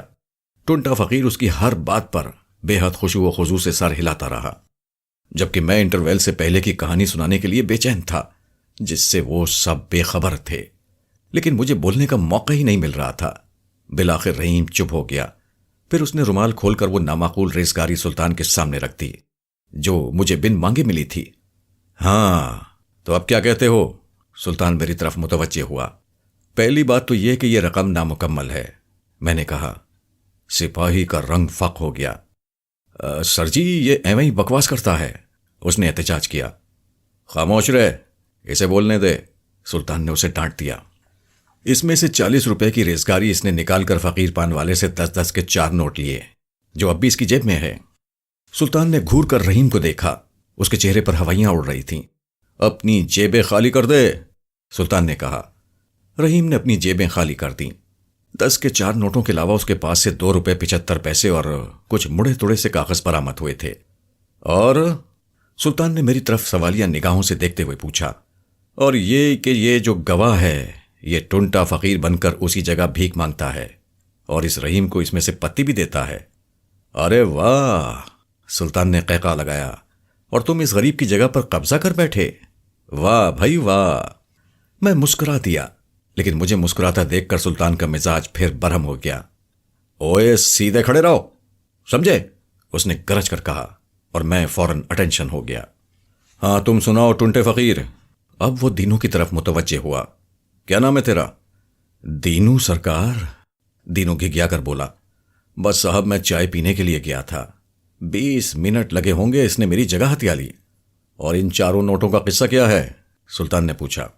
دینو نے کنکھیوں سے رحیم سپاہی کی طرف دیکھا اور بولا، مائی باپ یہ نہ پوچھیں تو بہتر ہے۔ بکواس مت کرو، میری بات کا جواب دے، سلطان دھڑا۔ جی وہ یہ رنگروٹ فقیر ٹھیک کہتا ہے، اس نے میری طرف اشارہ کرتے ہوئے کہا۔ میرا خون کھول کر رہ گیا، لیکن میں کچھ نہیں کر سکتا تھا۔ سلطان کچھ دیر سوچتا رہا، پھر بولا، 20 منٹ میں 44 روپے 60 پیسے؟ کمال ہے پیر بھائی، تم تو چھپے رستم نکلے۔ اس بار مجھے مسکرانے کی جرت نہ ہوئی، ویسے بھی اتنی ذلت کے بعد ہنسی خوشی کون مسکراتا ہے؟ امید ہے اب میری پوزیشن صاف ہو گئی ہوگی، میں نے دبے دبے لہجے میں کہا۔ صاف ہو گئی ہوگی؟ سلطان میز پر ہاتھ مار کر دھڑا۔ تم پر جرم ثابت ہو چکا ہے۔ لیکن یہ رحیم چاہتا تھا کہ وہاں روز بھیک مانگوں، میں نے کہا۔ پوچھ رہا تھا فل ٹائم کروں گا یا پارٹ ٹائم؟ میں نے انکار کیا تو بولا، مجھ سے معاہدہ کر لو یا تھانے چلو۔ کیوں؟ سلطان نے رحیم پر آنکھیں نکالی۔ یہ جھوٹ بولتا ہے جی، رحیم منمنایا۔ سلطان نے دینو فقیر کو گھورا تو اس نے سہم کر نظریں چکا لیں۔ وہ تو اس وقت چکی کے 2 پاٹوں کے درمیان تھا۔ کچھ بھی ہو تم مجرم ہو اور اعتراف جرم بھی کر چکے ہو، سلطان نے مجھ سے کہا۔ لیکن مجھے صفائی تو پیش کرنے دو، میں نے بھیک نہیں مانگی۔ بکواس مت کرو۔ ٹھیک ہے تم تراقیل۔ ٹھہرو ٹھہرو، سلطان چیخا، پھر رحیم سپاہی کی طرف متوجہ ہو گیا۔ تم دونوں باہر جاؤ، کہیں ادھر ادھر نہ ہونا، تمہاری تو میں اچھی طرح خبر لوں گا۔ وہ دونوں باہر نکل گئے تو سلطان مجھ پر برس پڑا۔ تم اب میری برداشت سے باہر ہوتے جا رہے ہو۔ تم کھلے عام یوں کیا نہیں بھائی، وہ نہیں بنتا، اس نے بے بسی سے سر ہاتھ پر مارا۔ تم کھلے عام جن بادشاہ کی نام اتنی بدتمیزی سے لیتے ہو؟ ہاں تو کیا کہہ رہے تھے تم؟ میں یہ کہہ رہا تھا کہ تم بڑے بدلحاظ آدمی ہو۔ تم تراقیل نے تمہیں گامے شاہ کے چنگل سے رہائی دلوائی اور تم ان کے خاص آدمیوں کے ساتھ بدسلوکی کر رہے ہو۔ میں بدسلوکی کر رہا ہوں؟ سلطان غرایا۔ میں جن بادشاہ کا غلام ہوں، یہ بھی مانتا ہوں کہ تم ان کے خاص آدمی ہو۔ کیا میں تمہیں کھلے عام بھیک مانگنے کا لائسنس دے دوں؟ مجھے یقین ہے کہ میرا چہرہ سرخ ہو گیا ہوگا، میرے ہونٹ کانپے لیکن آواز نہ نکل سکی۔ میں جانتا ہوں تمہاری ان حرکتوں پر جن بادشاہ بھی تم سے خفا ہوں گے۔ اگر نہیں ہیں تو لاؤ اپنی صفائی کے لیے کچھ۔ میری جیب میں دوائے غیاب کی شیشی تو تھی نہیں، ورنہ مزہ چکھا دیتا، لیکن مجھے اندازہ ہو گیا کہ اس وقت دماغ ٹھنڈا رکھنا پڑے گا۔ بہر کیف میں نے اپنی پوری داستان اسے سنا دی، لیکن اس کی آنکھوں سے بے یقینی چھلک رہی تھی۔ یقین نہیں آتا، بالآخر اس نے تبصرہ کیا۔ میں نے شاہ تمتراقیل کی قسم کھا کر یقین دلانا چاہا تو اس پر لرزہ طاری ہو گیا۔ واقعی یا تو تم کوئی مرد بزرگ ہو یا پھر جن بادشاہ کی قوت برداشت بے پناہ ہے۔ بہرحال اب میں یقین کرنے پر مجبور ہوں۔ پھر میں نے اسے ریشما کے اغوا کا حال سنایا۔ وہ اچھل پڑا۔ اور تم دیکھتے رہے؟ اس نے مجھے تیز نگاہوں سے گھورتے ہوئے کہا۔ تو اور کیا کرتا؟ کیا تمہیں میں ہرکولس دکھائی دیتا ہوں؟ میں نے برا سا منہ بنا کر کہا۔ میں نے تمہیں آگاہ کر دیا ہے، اسے گامے شاہ کے آدمیوں نے اغوا کیا ہے، چھاپا مار کر برآمد کرا لو اسے۔ نہیں پیر بھائی، یہ ممکن نہیں، وہ ایک سرد آہ بھر کر بولا۔ گامے شاہ خطرناک آدمی ہے، اس کے ہاتھ بھی بہت لمبے ہیں۔ تم جگے پہلوان کو بتا دو، وہ خود کسی سے کم نہیں، لیکن یہ تمہاری ذمہ داری ہے۔ گامے شاہ سے بھیڑنا میرے بس سے باہر ہے۔ ایسا کرو کہ جن بادشاہ سے مدد طلب کرو۔ یعنی اب تمہاری ہر ذمہ داری تمتراقیل شاہ پوری کریں گے؟ اپنی وردی بھی انہیں ہی پہنا دو، میں نے بھنا کر کہا۔ یہ میرا اور جن بادشاہ کا ذاتی معاملہ ہے، اس میں مداخلت مت کرو، وہ رکھائی سے بولا۔ ٹھیک ہے، میں چلتا ہوں، یہ کہہ کر میں دروازے کی طرف بڑھ گیا۔ ذرا رکو، اس نے عقب سے مجھے پکارا۔ میں نے پلٹ کر دیکھا۔ اس بار تو میں نے تمہیں چھوڑ دیا ہے، لیکن آئندہ ایسی ذلیل حرکت نہ کرنا۔